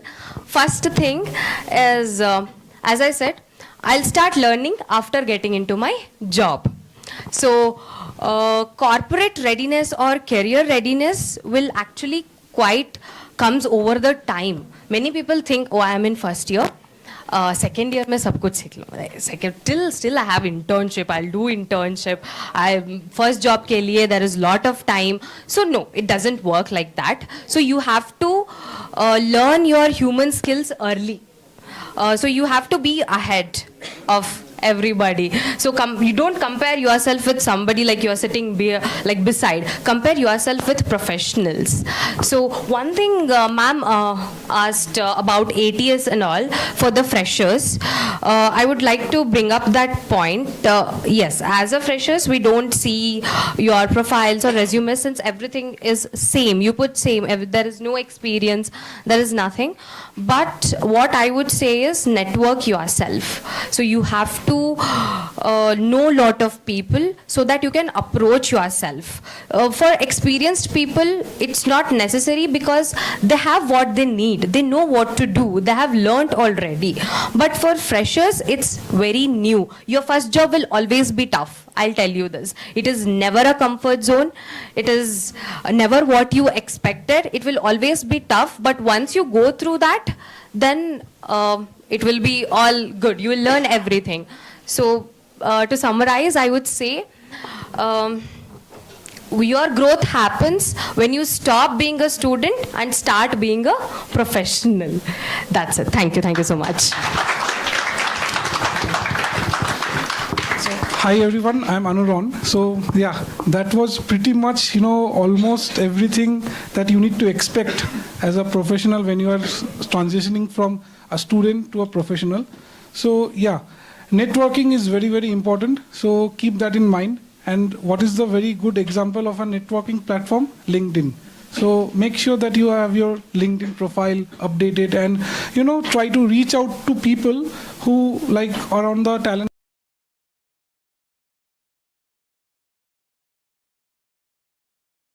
And also, if you can engage them to any certain topics and ask them if there's any openings or any referrals, you can also go right at that. So, yeah. So, as long as you're a student, please take this opportunity as learning as much as you can. Okay. So after that, it's all about putting all that learnings into action. So once you're into a professional world, and after that, it's just the experience you need to gain so that you can, make sure that you can, get up in the world and produce yourself. So yeah, that's pretty much it. So thanks. Thank you, Naina and Ron. So to sum up, stop hallucinating, get to reality, and go network yourselves first, so that, here is one of the, platforms where you can start your networking game, like they said, and then you should be able to utilize, because they are here in front of you, rather than on a click of a button. That is more difficult because they might respond to you, they might not, they might be busy. But here, at least you will be able to, talk to them in real life rather than with the AI bot or something. So take your chances and try communicating with them. With that, input about how, it is so different from being in the corporate world and how it is different being a student. Madhvi, you have a very distinct title of, Founder's Office, Executive HR and PR.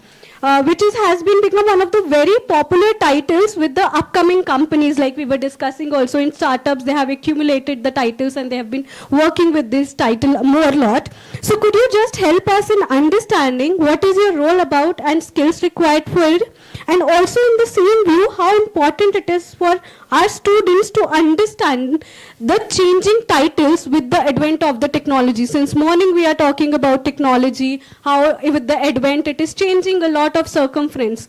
And I think job titles is one of the major areas where it is changing. Today that job title might change into another job title, right? So it would be great if our students can understand, your job title first and then how it is going to impact. Hi everyone, I'm Madhvi. I'm working as an HR in a startup company. So first of all, I would say this is an opportunity for me as well, because it's why it is special for me, because recently back 7 to 8 months, I was sitting on the place where you are today, and I was also in the same situation, like attending lectures, worrying about the placements, wondering whether I am ready for the corporate world or not. So when I got an invitation for this, so I was like, it is very close to my experience, what I have recently experienced. Means that's why I agreed, and I wanted to explain the real expectations, real advice that I would tell you today. Means that will, I think it will help you out. So as Akriti ma'am asked me like about my role. So yeah, it's a distinct role, and it is being increasingly common in new age and startup culture companies. means founder's office, like. So if I specifically talk about my role, so yeah, working in in a founder office is bridging the gap between the founders, the people, and the organization. So my role is not only fixed with a specific function. I do have fluid work, means responsibilities, like I am handling the HR responsibility end to end. I'm handling the PR activities of the company. I'm handling as a founder support, means transiting their vision into daily execution operations, like that. And I'm also working with the cross-functional teams. So yeah, you can say it's a distinct role. And as you mentioned, ma'am, like I will tell you that, ma'am, can you please explain, means repeat the question once. Yeah, actually, when we go back, when I was doing my MBA, probably our roles were very distinct, right? We did not had roles tell like HR founders, title or PR. You know, we had a separate HR team, we had a separate, so we were very sorted. Okay, we did not have these confusions whether I want to become an HR, so do I have to think about interdisciplinary role, or do I have to, my only skill set was required was people skill. If I'm good with people, if I'm good with employees, I think that's it for me. And if I'm not, probably I won't be able to make sales because it's in the end. But now those roles, like you have been talking about, you know, it takes time to understand that role. But once a job description or a job title come in their email boxes, right, they tend to see the company name and they tend to see the job title without even understanding what that job title is actually trying to explain to them, which is changing at a very rapid speed, as we are seeing as well. Yeah, so it's true that titles in today's, it's changing rapidly, and means I will suggest students to focus on the job description that you get rather than focusing on titles, because for example, two persons can be doing the similar work in the same in the different job titles, but the things that matter the most is what they are ending up with doing in that role, means what are the responsibilities they are getting to do. Means if I talk about two persons with a similar role in different companies, they are doing the similar work in that company. But if I talk about, for example, my role, I'm handling the whole HR generalist thing. But similarly, for an example, for an MNC, they are doing certain different work in that similar role. Means role can be different, but titles can be same. So you should focus on the job description, what are the opportunities you are getting, and what are the learning outcomes you will get from that role. All right, so you know, you are talking about that MNCs, the same role can have the different job description, right? Yeah. We have two people, you know, all the three people different, working with different MNCs here, so why not take a viewpoint of how that role is different in their organization? Yeah, so anybody who would like to pick up? So yeah, there is a lot of difference between startup culture and an MNC culture. So what happens in startup is, one person is assigned with a lot of responsibilities. What happens in MNC is those responsibilities are divided into n number of people.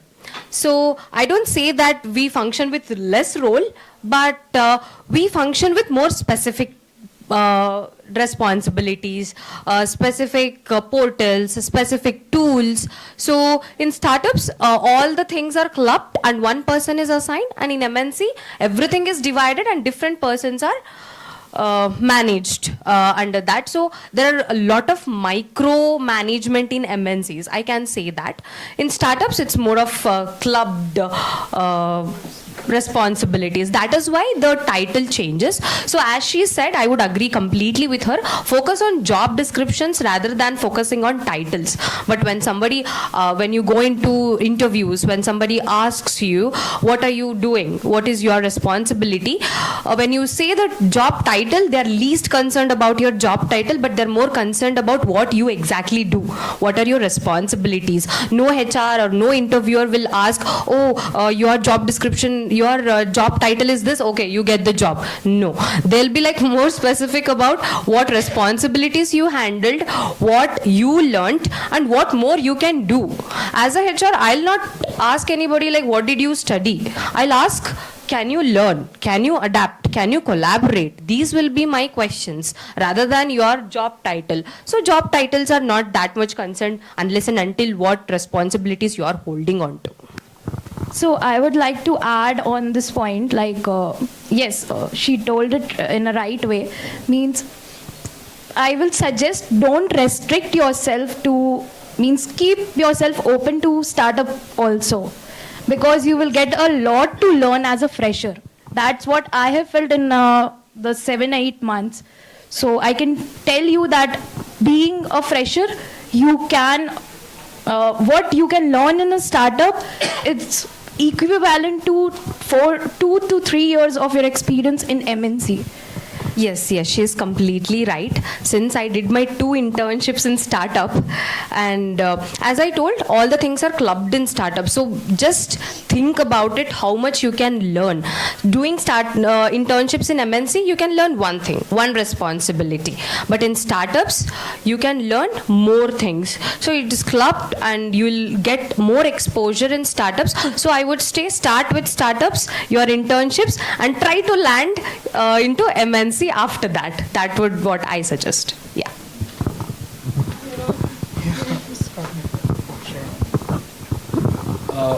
Hello. So I was just listening their conversation and it is very good. So I'll add few points to you guys, right?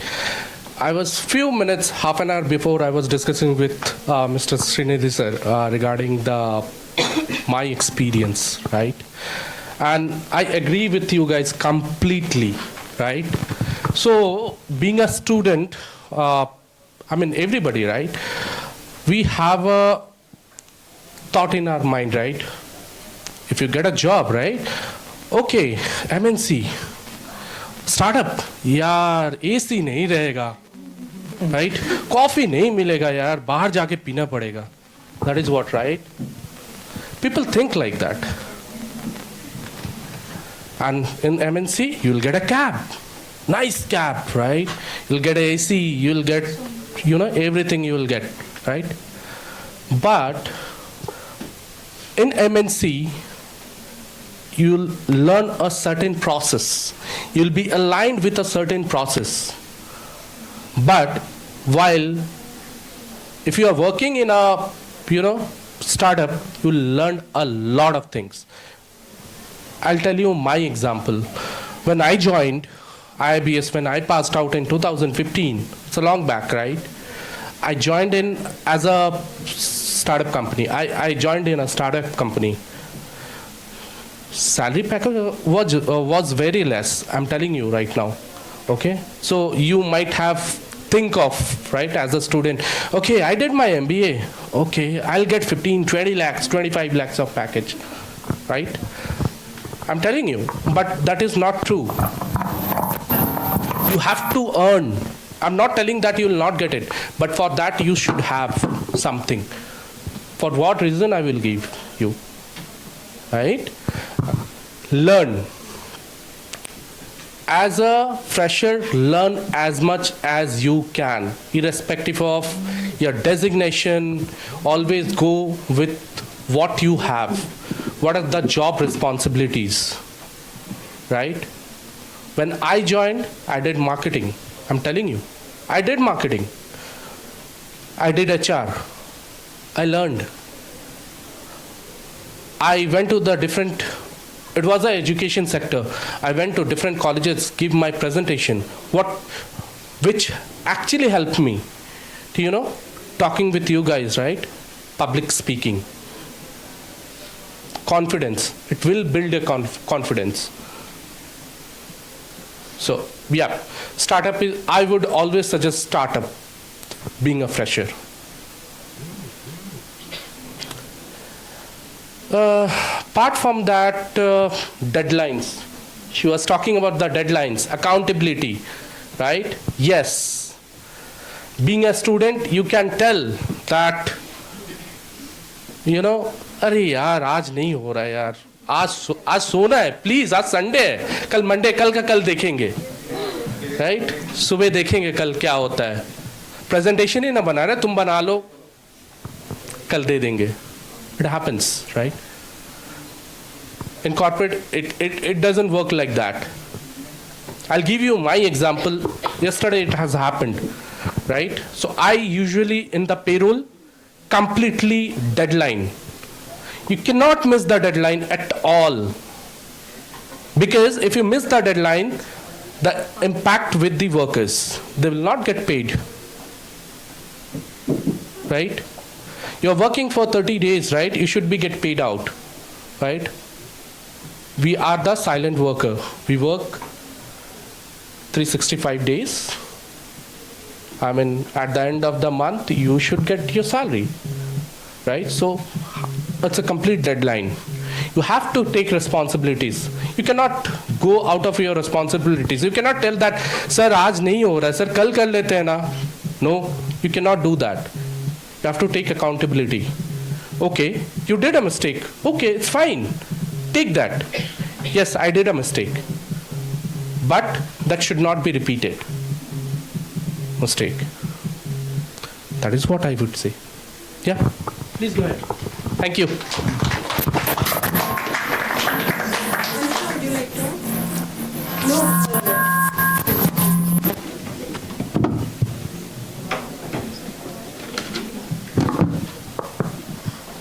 It's not working. And first of all, I would like to say thanks to IIBS organizing team, and especially Mr. Dr. Triparani Jaggaya sir and Dr. Ketan Manyam sir, and my gurus and my mentors present here. So, and it's a proud moment for me to return IIBS as alumna and being a part of this HR Conclave. So actually, my question was planned. I don't know why it didn't happen. So, morning we were all listen about one side of the coin. Now I wanted to talk other side of the coin. So when Lavanya ma'am was talking about human-centric approach in HR, so here my role is a package consultant. Actually, our team could have mentioned Oracle HCM beside my role. So you may think that, okay, this fellow also belongs to our umbrella, and she's not nowhere related to our HR. Okay, so I am related to HR domain. So like my role is I act as a front face to the clients, where we gather their business requirements and configure the systems as per their needs, and train the end users like HR specialists and HR managers. So this is all about my role. Since I had two internship experiences from two MNCs, one is from Nestle and another one is from L&T. Now I'm working with IBM without prior full-time experience. So like there was a wait phase for me where I waited and said no to many traditional HR roles. So then like I was very clear, so I have a clarity where I wanted to reach. So I didn't get afraid. I heard many things. Okay, you are looking for this particular role. You may not get it. You may get it. So I was very clear about the direction. I didn't get any kind of distraction there. So I suggest you people, like you are the upcoming workforce to the corporate sector. So please try to look in 360 degrees while planning a career, and try to find future-centric roles and technology-oriented roles. So these roles definitely help you to get a better compensation. I can say 3 to 4x of the traditional HR roles. So the role can maybe it can be related to IT, but MBA has its eligibility. So you just keep in your mind that don't get distractions and don't listen to people when you have the clarity about your skills and aspirations. So I just suggest you people go for I can't say that you should go to the technology oriented roles and everything, but if you have the aspiration to get a good pay, to lead a good life and continuous learning, if you are aspiring for continuous learning, just go for the technology oriented roles. So you will feel that this is not related to my domain and like what I'm doing now. It is not like that. I'll be the front face of the client, so where I can process whole his business processes, hire to fire. So sometimes my manager or my hierarchy can ask me, Anusha, can you go and work on this different module which I wasn't trained. So, but I should be in a situation to say yes only. So anyway, we didn't get a birth that everything already we learned everything and came to the world. It is not like that. You can learn any time if you have the interest. So this is all about me and all about my role. So now I think you got a clarity about my role. So I'll be the front face of the clients. So now we are dealing with a big client, Goldman Sachs at IBM. So I hope you all get a clarity about your skills and aspirations. So in my opinion, clarity really matters than speed when you are planning a career. So be clear about it. See, I can share my interview experience with IBM. Sometimes, like, do you know the nature of water? Can you, like, can any one of you say nature of water? Yeah. Yeah, it's true. Actually, see, when I sat for IBM interview, there was a question on flexibility and adaptability. I have used this water example for flexibility and adaptability. There is no way related to water and my role. So I have used the same example. If you pour me into bowl, I'll turn into bowl shape. If you pour me into bottle, I'll turn into bottle. So sometimes we have to think out of the box to get the things done. So in this way, you will be like, what to say, like water, where you will be placed and adapt the area as soon as possible. And now I can confidently say that I'm very happy with my role and with my pay as a fresher. So please try to explore the technology-oriented skills and roles. And when my friends told about the roles and the job descriptions, my role is package consultant, Oracle HCM. So I was trained in four to five modules, but I'll be asked for what to work for different module also. So I should be ready for that. And like, please don't restrict yourself to traditional HR roles. I can't say this, but yeah, while our traditional HR roles play very important and crucial roles in organizations, but please think out of the box, okay, to get a good career and growth. Yeah, thank you. So Anusha, on those lines, I just want to, what made you think that you don't want to go for those traditional roles and you want to sign up for this? And how did you prepare yourself? Because, as a freshers, we don't have that much knowledge about who is a package consultant. And, when we see a good company's name, we just want to land it up somehow, right? But how do you build that confidence in yourself to go up there and you say, I can do it? And, I'm like water, like you said, I have that flexibility and adaptability to even cross that bridge and go towards it. Yeah, ma'am. I already informed you that I had 2 internship experiences. One is from Nestle. Like my Nestle internship was about HR. So I was placed in a project and that was too confidential for Nestle. So that was related to core HR processes. And when I had experience with L&T and I was placed in talent acquisition department as an intern.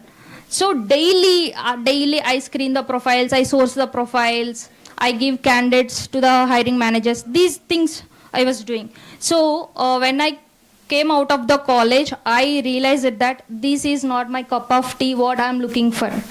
So then I realized I should be in a place where I can get fast growth. So I just do a Google search. What are the IT roles where I can get better pay related to MBA HR? So I got so many roles, HR analyst, HR journalist, and consultants. And thanks to IIBS, like when I was in 4th semester, college has conducted few classes on SAP, HCM.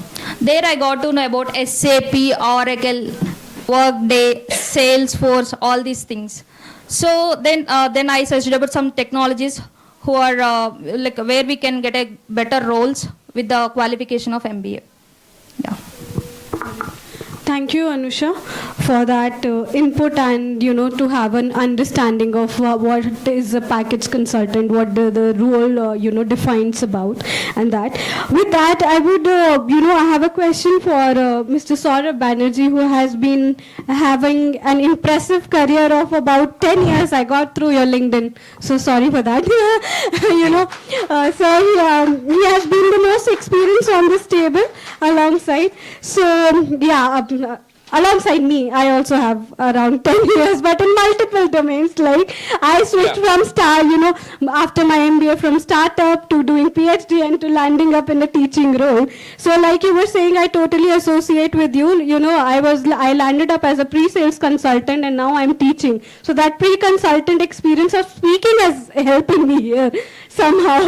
So yeah, what skills you develop or learn helps. So with that, I just want to ask you one question. How has the role changed over the year? Because I could see you have been stuck to payroll from the past 10 years. And how much of technology upgradations have impacted that role in changing through the organizations? See, I'll tell you a few things. Changes are happening in the corporate. So if you say no, so there was an example, right? Few years back, 10-15 years back, in the railways, you might have seen people, those people are very restricted. Okay, railways, they don't want to adapt the change, which is your computer, right? They don't want to. They wanted to go with that previously in our fathers, right? That ticketing system, right? They don't want to, but they have to. They don't have any options for that. So corporate is like that. You have to take the responsibility and adapt. Changes are happening and you have to adapt the changes. Okay. So let me tell you a few things. When I joined in 2015-16, I joined Amazon, okay, as a timekeeping specialist, right? I was not having any knowledge of the systems and all, to be very frank, okay? Only the Excels and all those what we have learned, right? I was not aware how the system works actually in that time. I got to learn from my trainers. And I still I have a contact with them, right? They were my trainers and they trained me like anything. As a student, they trained me like. But you'll not get everything, such kind of trainers everywhere, right? I worked in Oracle SCM, which you talked, right? I worked in Oracle SCM. I worked in Ceridian, Dayforce, which I'm currently working.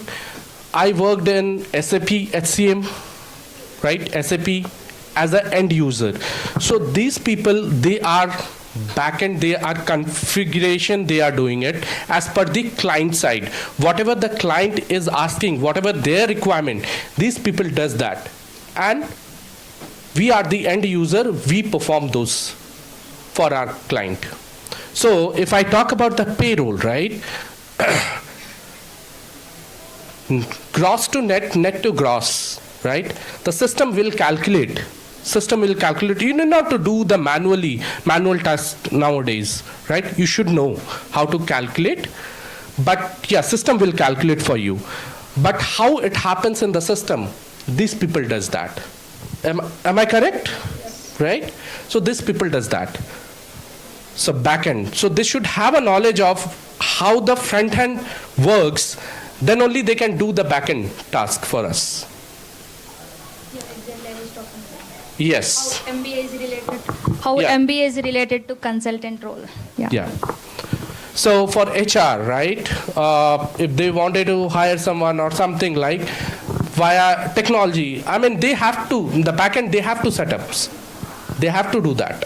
So it's a pretty much good role, I would say.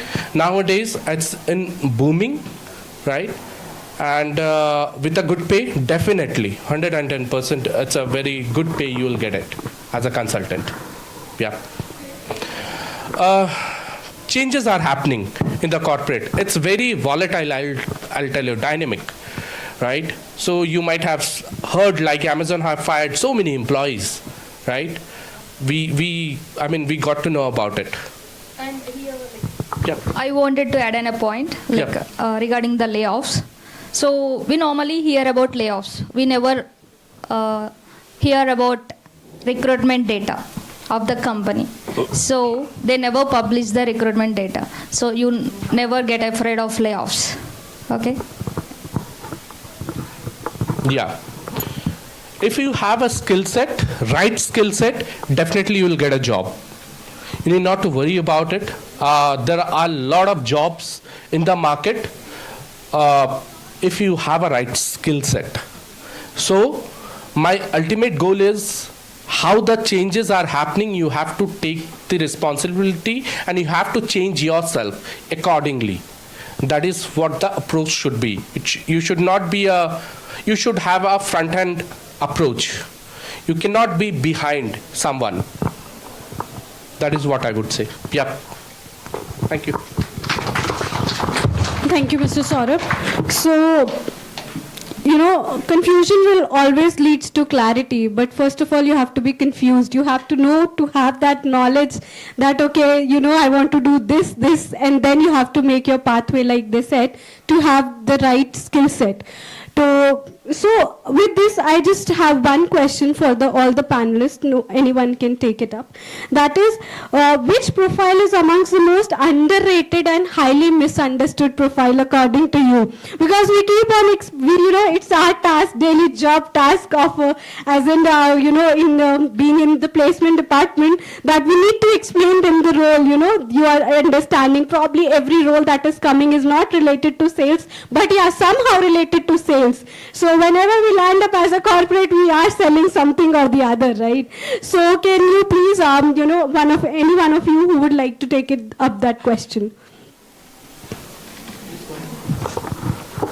So I would like to answer this. Means I'm facing this every day in my organization, and with you guys also, you have some confusion regarding the sales role.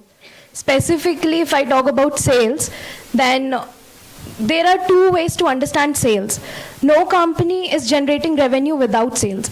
Means if you are doing any of the role in any company, your salaries are getting credited just because of the salespersons. And in my organization, even as a fresher, I was also having that myth that I should not land up with the sales role and all. But I have one of my friend in the same organization, we went for the HR interview, but she landed up as sales executive. But yeah, the sales role also includes two different fields, that is inbound sales and outbound sales. So if you have that capability, if you have the specialization of marketing, then you should definitely go for the inbound sales role, if you don't want to do that field visits and all. So yeah, this is most underrated what I have felt in this entire 6 to 7 months of my experience.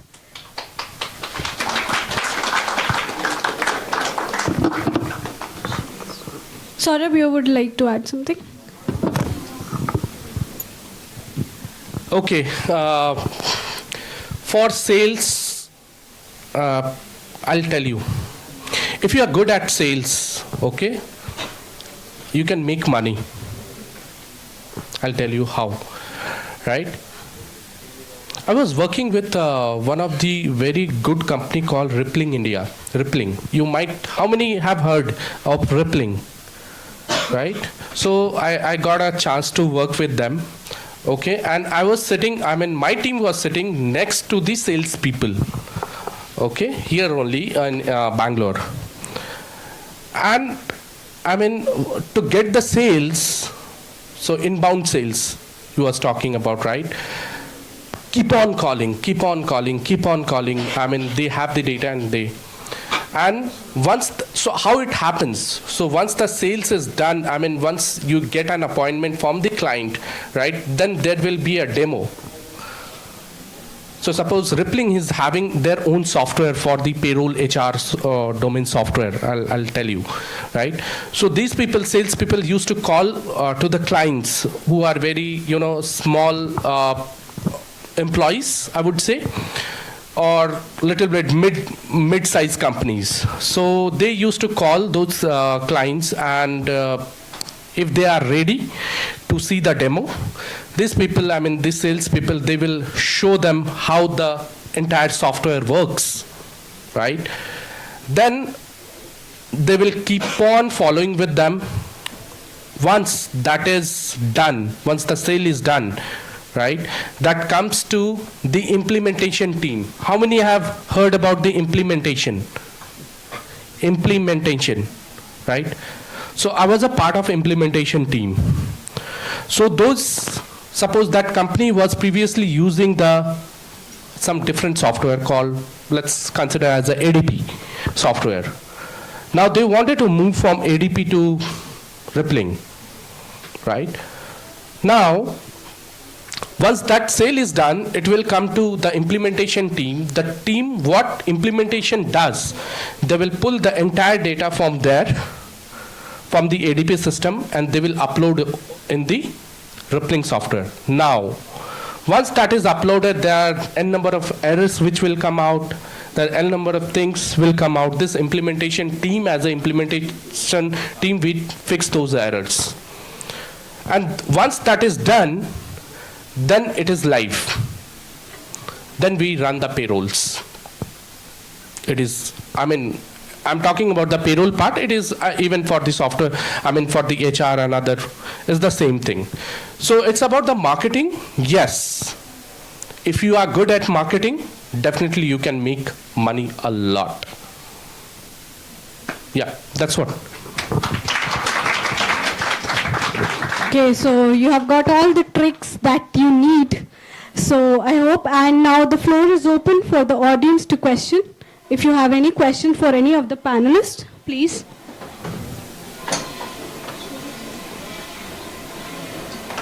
Anybody?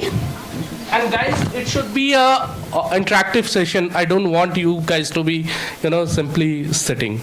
Ask as much as you can so that we can deliver. Yeah, it's your opportunity. Please. You have them here live rather than asking on a LinkedIn with a note. Please drop a note here. I'm telling you, I got at least 15 to 20 requests, right? And I know after this, again, I'll get another 15 to 20 requests, which I'm going to accept. I always accept, because you guys are helping me to reach out to multiple people, for myself as well. So ask, please. Questions? Go ahead.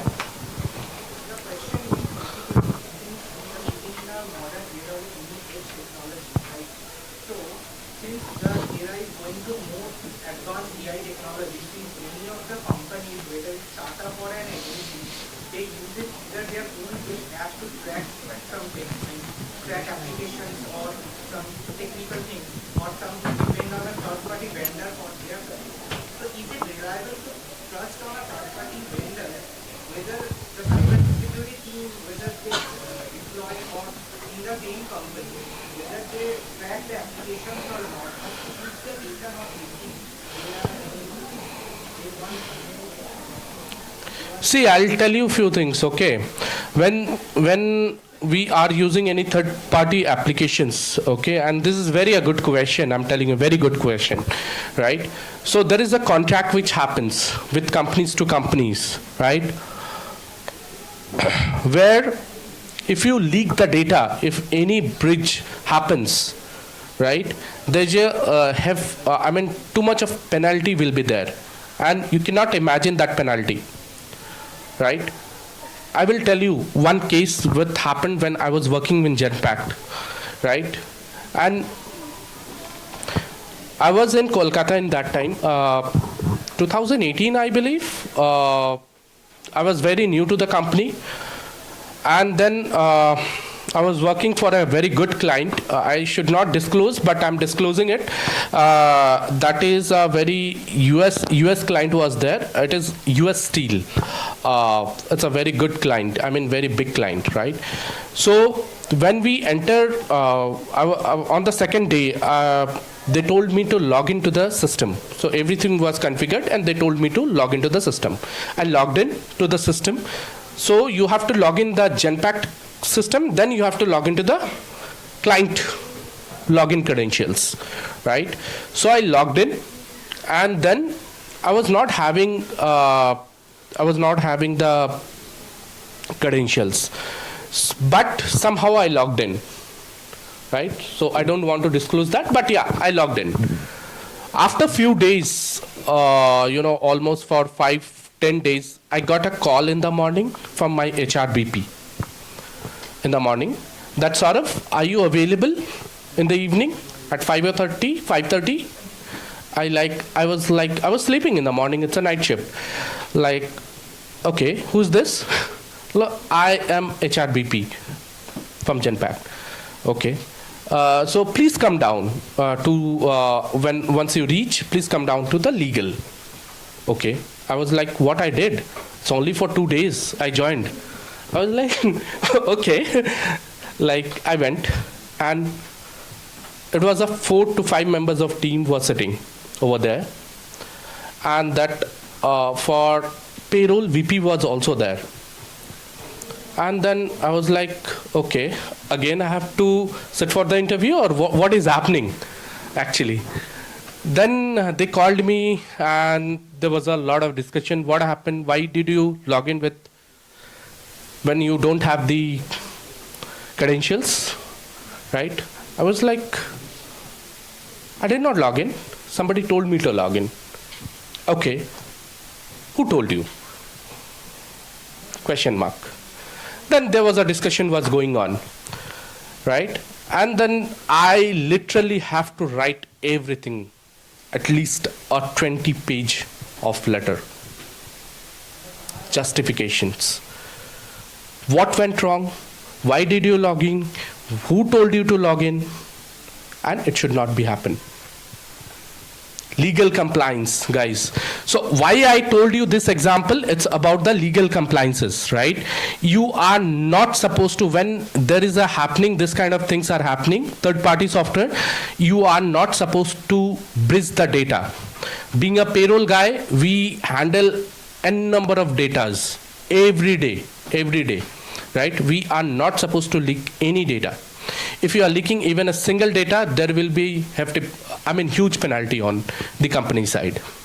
Yeah. So most of the third-party software, they also, try to not to bridge this thing. But yeah, if something happens, hacks and all happens, right? But yeah, there is a different legal team. They get involved on those things. So yeah, this happens. So actually, I also wanted to add something to the question. I think you are the person who had the question on the same data earlier in the morning session, right? No? So here I just wanted to let you know. So in any software, job roles are different and data roles are different. So every company restrict the data based on data roles. So even it is a third party, like will become the third party to the client, like Oracle will be the third party to the client and between IBM. So anything happens out of their access, like a system automatically generates a mail to the hierarchy. So this is happening. So it will be restricted by data roles. Okay. So see, for anything, like if we get any spam call, we are getting notification, right? You are getting a spam call. So for a small mobiles, we are getting notification or spam.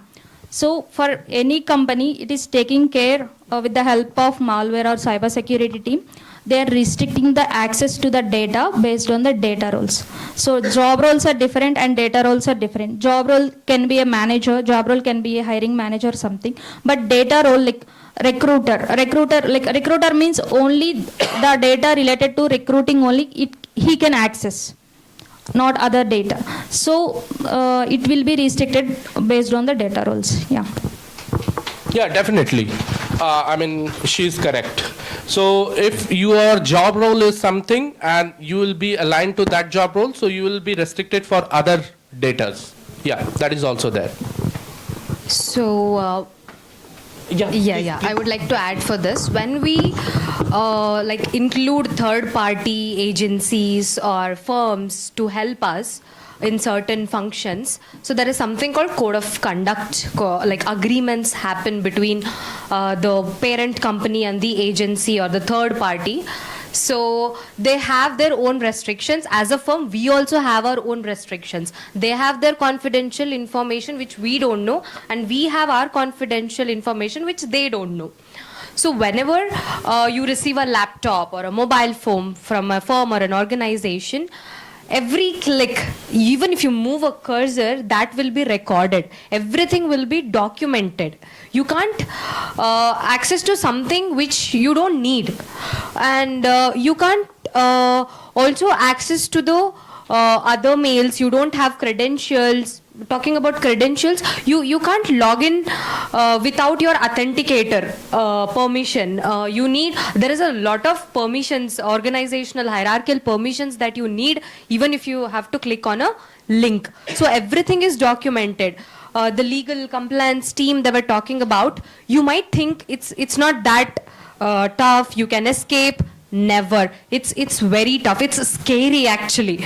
They will literally scare you off. You can't get out of that if you do something, if you breach something. There are a lot of penalties. There are a lot of questions you have to answer. You will be kicked out of the system. So everybody are scared about it and nobody will do it for sure. That's for sure. Yeah. So to sum up, leave your proxies and cheating here. Don't repeat it in the corporate because they're completely, digital footprint is, you are being recorded in You all cannot the do that. I mean, she's absolutely correct. Even if you are moving your cursor from here to there, your laptop is getting recorded. Yeah, you're correct. Yeah, please. One thing I would like to add, that is when I joined this organization first, this is very funny incident that I would like to share about breaching, technology, AI. So from morning you people are listening about AI. It's never human versus AI. When we use word versus, it's a fight. So it's not a fight, it's human plus AI, human plus technology. It's never versus technology or versus AI. So when I joined this organization first, there are different laptops issued. So there are Apple laptops, there are Dell, there are HP. So I joined Publicis Sapient as an intern. So they gave me a HP. So I wanted Dell, I wanted Apple. So I went to IT team. My manager was using Apple. So I'm also a HR, I'm also a recruiter. I also need, Apple MacBook. So I went to IT team and I asked them, I need a more upgraded version of my laptop. I don't want to use this. This looks old. So they told me, for a talent acquisition specialist, for a HR, I think this is enough. What all access you need, this is already there and you can work everything in this. That's enough. So they know what to give. They know what not to give. So you can't demand, you can't breach, you can't act out of your role. That is what I would like to say. Yeah, thank you. So I think this is very much clear what you have to do and what you don't have to do. So yeah, Shivakshi Madam, you wanted to. Yeah, my question is from Arun as well as our panelist Madhavi and Naina. So two basic questions that you would ask and obviously higher that pressure. Yeah. What are those two questions, each and every person? And what is that one particular skill set or one particular attitude that you would negate in a person and say that even if he is top of the class, we will not have it? Because talent acquisition. Yeah. you would like to say? Yeah, that's a very, very good question. So why? Because this is something that I faced when I was giving an interview. So you see, firstly, you have to be very, very curious. You have to show your interest towards the role. As they were saying, job description, understanding as to what exactly they are looking for. So don't just dive into that thing. You need to understand what exactly the roles are mentioned. So the very first question that was asked to me after giving an introduction and all, so they said, still, I was in my 4th sem. So they said, since you are about to pass out, so like, let me know the process, the recruitment process one by one. So starting from understanding the JD till the very end of, offer onboarding. So that's one process you need to understand. So, job description, then understanding what exactly the demand is, then how you source, how do you source? Like you either invite a relevant candidate or maybe you can, search from LinkedIn or, Naukris and all that.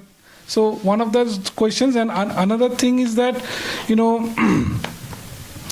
as I told you, curiosity, and another would be like your proactiveness. How much are you like into this particular role? Don't just go there to get a job. Just like make sure that you like in the end they say that is there any questions that you would like to ask? Use that opportunity and ask them that. You see, I have went through the job description, I understood, but I would like to know what would be my daily tasks and responsibilities will be. So if you are an experienced person, so please let me know as to what I am about to see if I am selected. In that way, you are like engaging with that person and letting him know that how much interested you are. So even though you may not fare well in the technicalities or something, if the person sees you that you have a learning attitude or you have an interest towards this role, they will definitely give you a chance. And since you're an intern or a fresher, they will definitely say, let's hone him, let's hone her, let's go ahead and teach. So that's one of the things. So and one negative that negative. will never recruit this fellow even if he is 10 on 10. One problematic thing. As a talent acquisition leader. Correct. So, like, there are many things, one of the reasons, just be teachable. Just be, be very open. Don't be very restricted. Just don't say that, this is what I know. No. This is what I know and this is what I'm willing to know. So, just have that willpower and just, be very curious. Be like, doesn't matter whether you cleared the interview or not. Just ask, just question that person. Please let me know, like, I am really interested in this role. Let me know what are the responsibilities that I can take about. So, yeah, that's So according to me, I have been facing this and I feel it's rude. So once, anytime a recruiter asks you, have you gone through our profile or did you get a chance to go through our LinkedIn profile or how did you get to know this? I know you are getting to know because of your college placement cell, but also try to at least explore the LinkedIn page of that before applying to the role and to that company, because it is very rude from the other side of the phone to understand your expression, what you are understanding about the role and everything. So the only thing we have while a telephonic round of interview is what did you understood about the profile and what did you understand about the company. So if you tell I didn't get a chance to read or go through your LinkedIn profile, then why you are here, why you are applying for this role? That's the main thing. And as ma'am asked about the thing that we are really looking for, so to be very honest, no recruiter or manager is expecting you to have the knowledge, everything that you should not be perfect in your starting. So at least you should just show the curiosity and eagerness. Means if we see your willingness for the role, definitely we will give you a chance. So yeah, that's the one negative and one positive point. So as a talent acquisition specialist, as a recruiter, we come across hundreds of profiles every day. So how do we shortlist? What do we see in a profile when we call a student, and what we don't like in a fresher or what we don't like in a experienced candidate? So we get a lot of referrals too. So we recruiters, or as an organization, we believe that somebody who is applying from outside is less interested, and somebody who is referred from an employee is a very more interested person. So we rely on referrals rather than relying on people applying through links. So I'll give you an example. One of an employee referred me for the same recruiter role. She had around 7 to 8 years of experience, and she liked that profile a lot. So she's a senior associate. So she gave me that profile. Naina, talk to this person. Let me know how she is. She has 8 years of experience. She knows everything. She has worked in very good companies. Let me know if she is good. We can go to next round of interview. Okay, I went through her resume and I called her. So I called her and I told, so I'm calling from Publicis Sapient, from talent acquisition team. So I got your profile through a referral. So is this the right time to talk?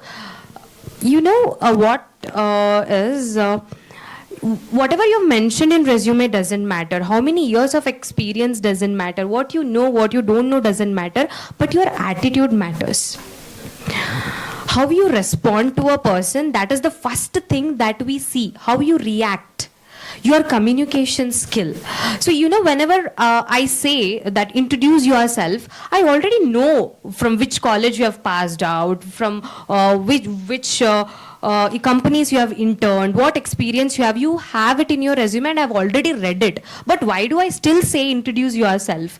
I want to know, how do you speak? How do you respond? How do you listen to my question and how do you interpret it? So that is what majorly required as a fresher. How curious you are. And many, you might have came across this question. Many HRs ask about, tell me something about your family. So what will you respond? Anybody can tell me? What is your answer? If I ask you, like, tell me something about your family, what will be your response? Anybody can volunteer? You, the specs. White. Yeah. Tell me something about your family.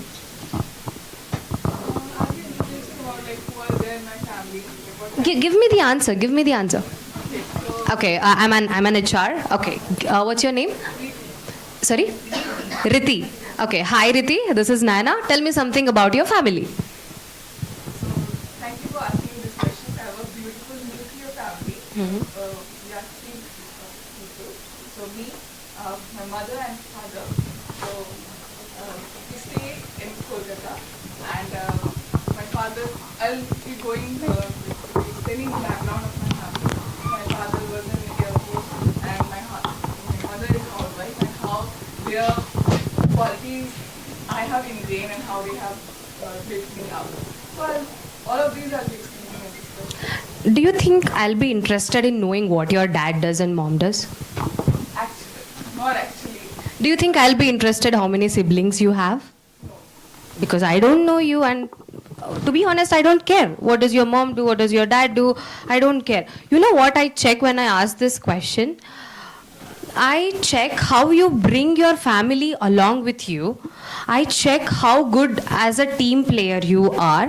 And I check how you value your family members. From that, I will get to know how will you value your team members. If tomorrow, if I place you in a team of 10 members, I don't want you to be contributing as a single person. I want you to take all the people with you. So one good answer that she told me that she will tell how her dad's, mom's qualities have been inculcated, influenced her. So that is very important. I want that answer. I don't want how many siblings you have, how many, like what your mom does, what does your dad does. I'm least interested in that. I'm interested how have you been influenced by them. That is more important. So you have to show more please sit down, please sit down.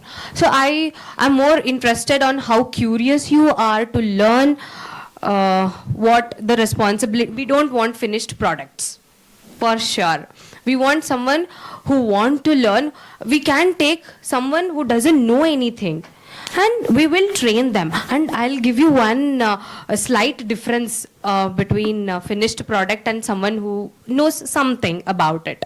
So we are not here to train you. We are not teaching institutions. We are an organization. So we want you to come with readiness. You should be having an idea. You should be having curiosity with learning mentality, mindset, attitude, that all matters. Even though you don't know, but you should know how to articulate it. That is very much important and that will click.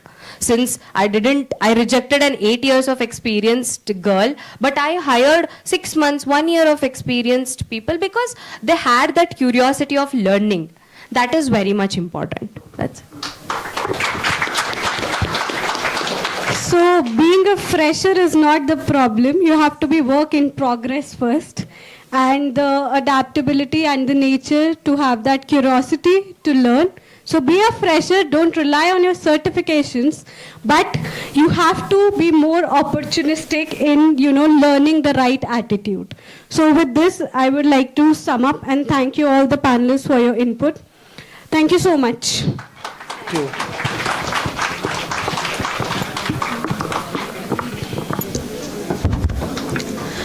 I would like to invite Professor Srinidhi VS to come forward and proceed with the alumni greetings and present the memento.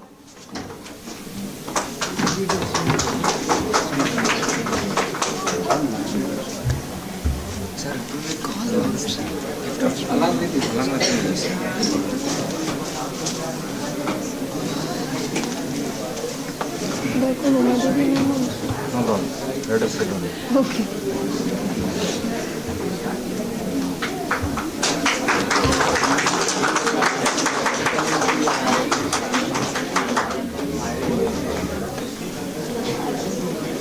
Call name and give. Don't just like that. Call. Okay.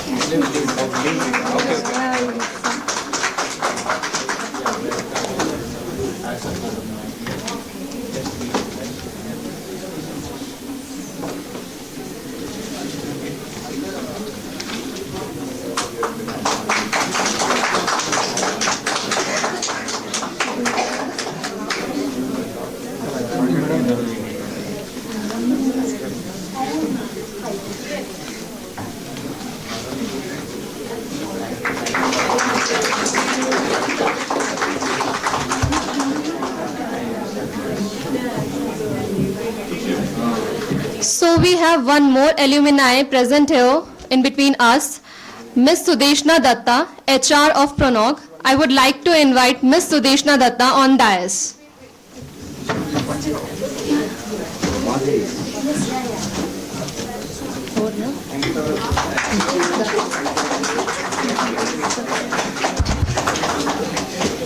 Sudeshna and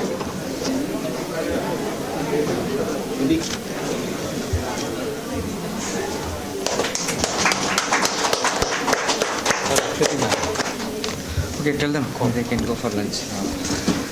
Now I invite Dr. I. Ayappan sir to give the memento for the moderator, Dr. Akriti Gupta.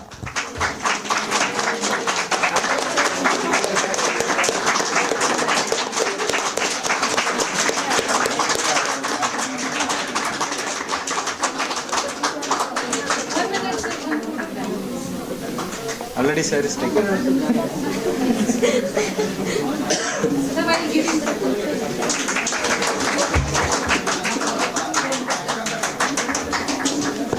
On behalf of the organizing team, I sincerely thank our distinguished panelists for their insightful contributions to the second panel discussion.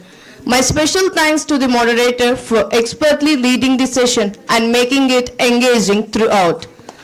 Let us acknowledge their efforts with a warm round of applause. Special appreciations to all the participants, because morning we are fed up like anything, but your patience will overcome all those things. Special appreciations to all the participants for your patience listening without lunch. Thank you so much. Now you will have a lunch in the downstairs. After that, the case study and HR quiz competition will be there. Right? Thank you. Thank you everyone for being with us. As of now, we sign off and further event will be continued by our friends. Before that, we'll now have a lunch break and kindly join us back at 3:45 p.m. for the next session. Thank you. Guys, lunch is provided at the basement, so go and have the lunch. For all. For all. And also I request everyone to present here by 3:45 p.m. Thank you.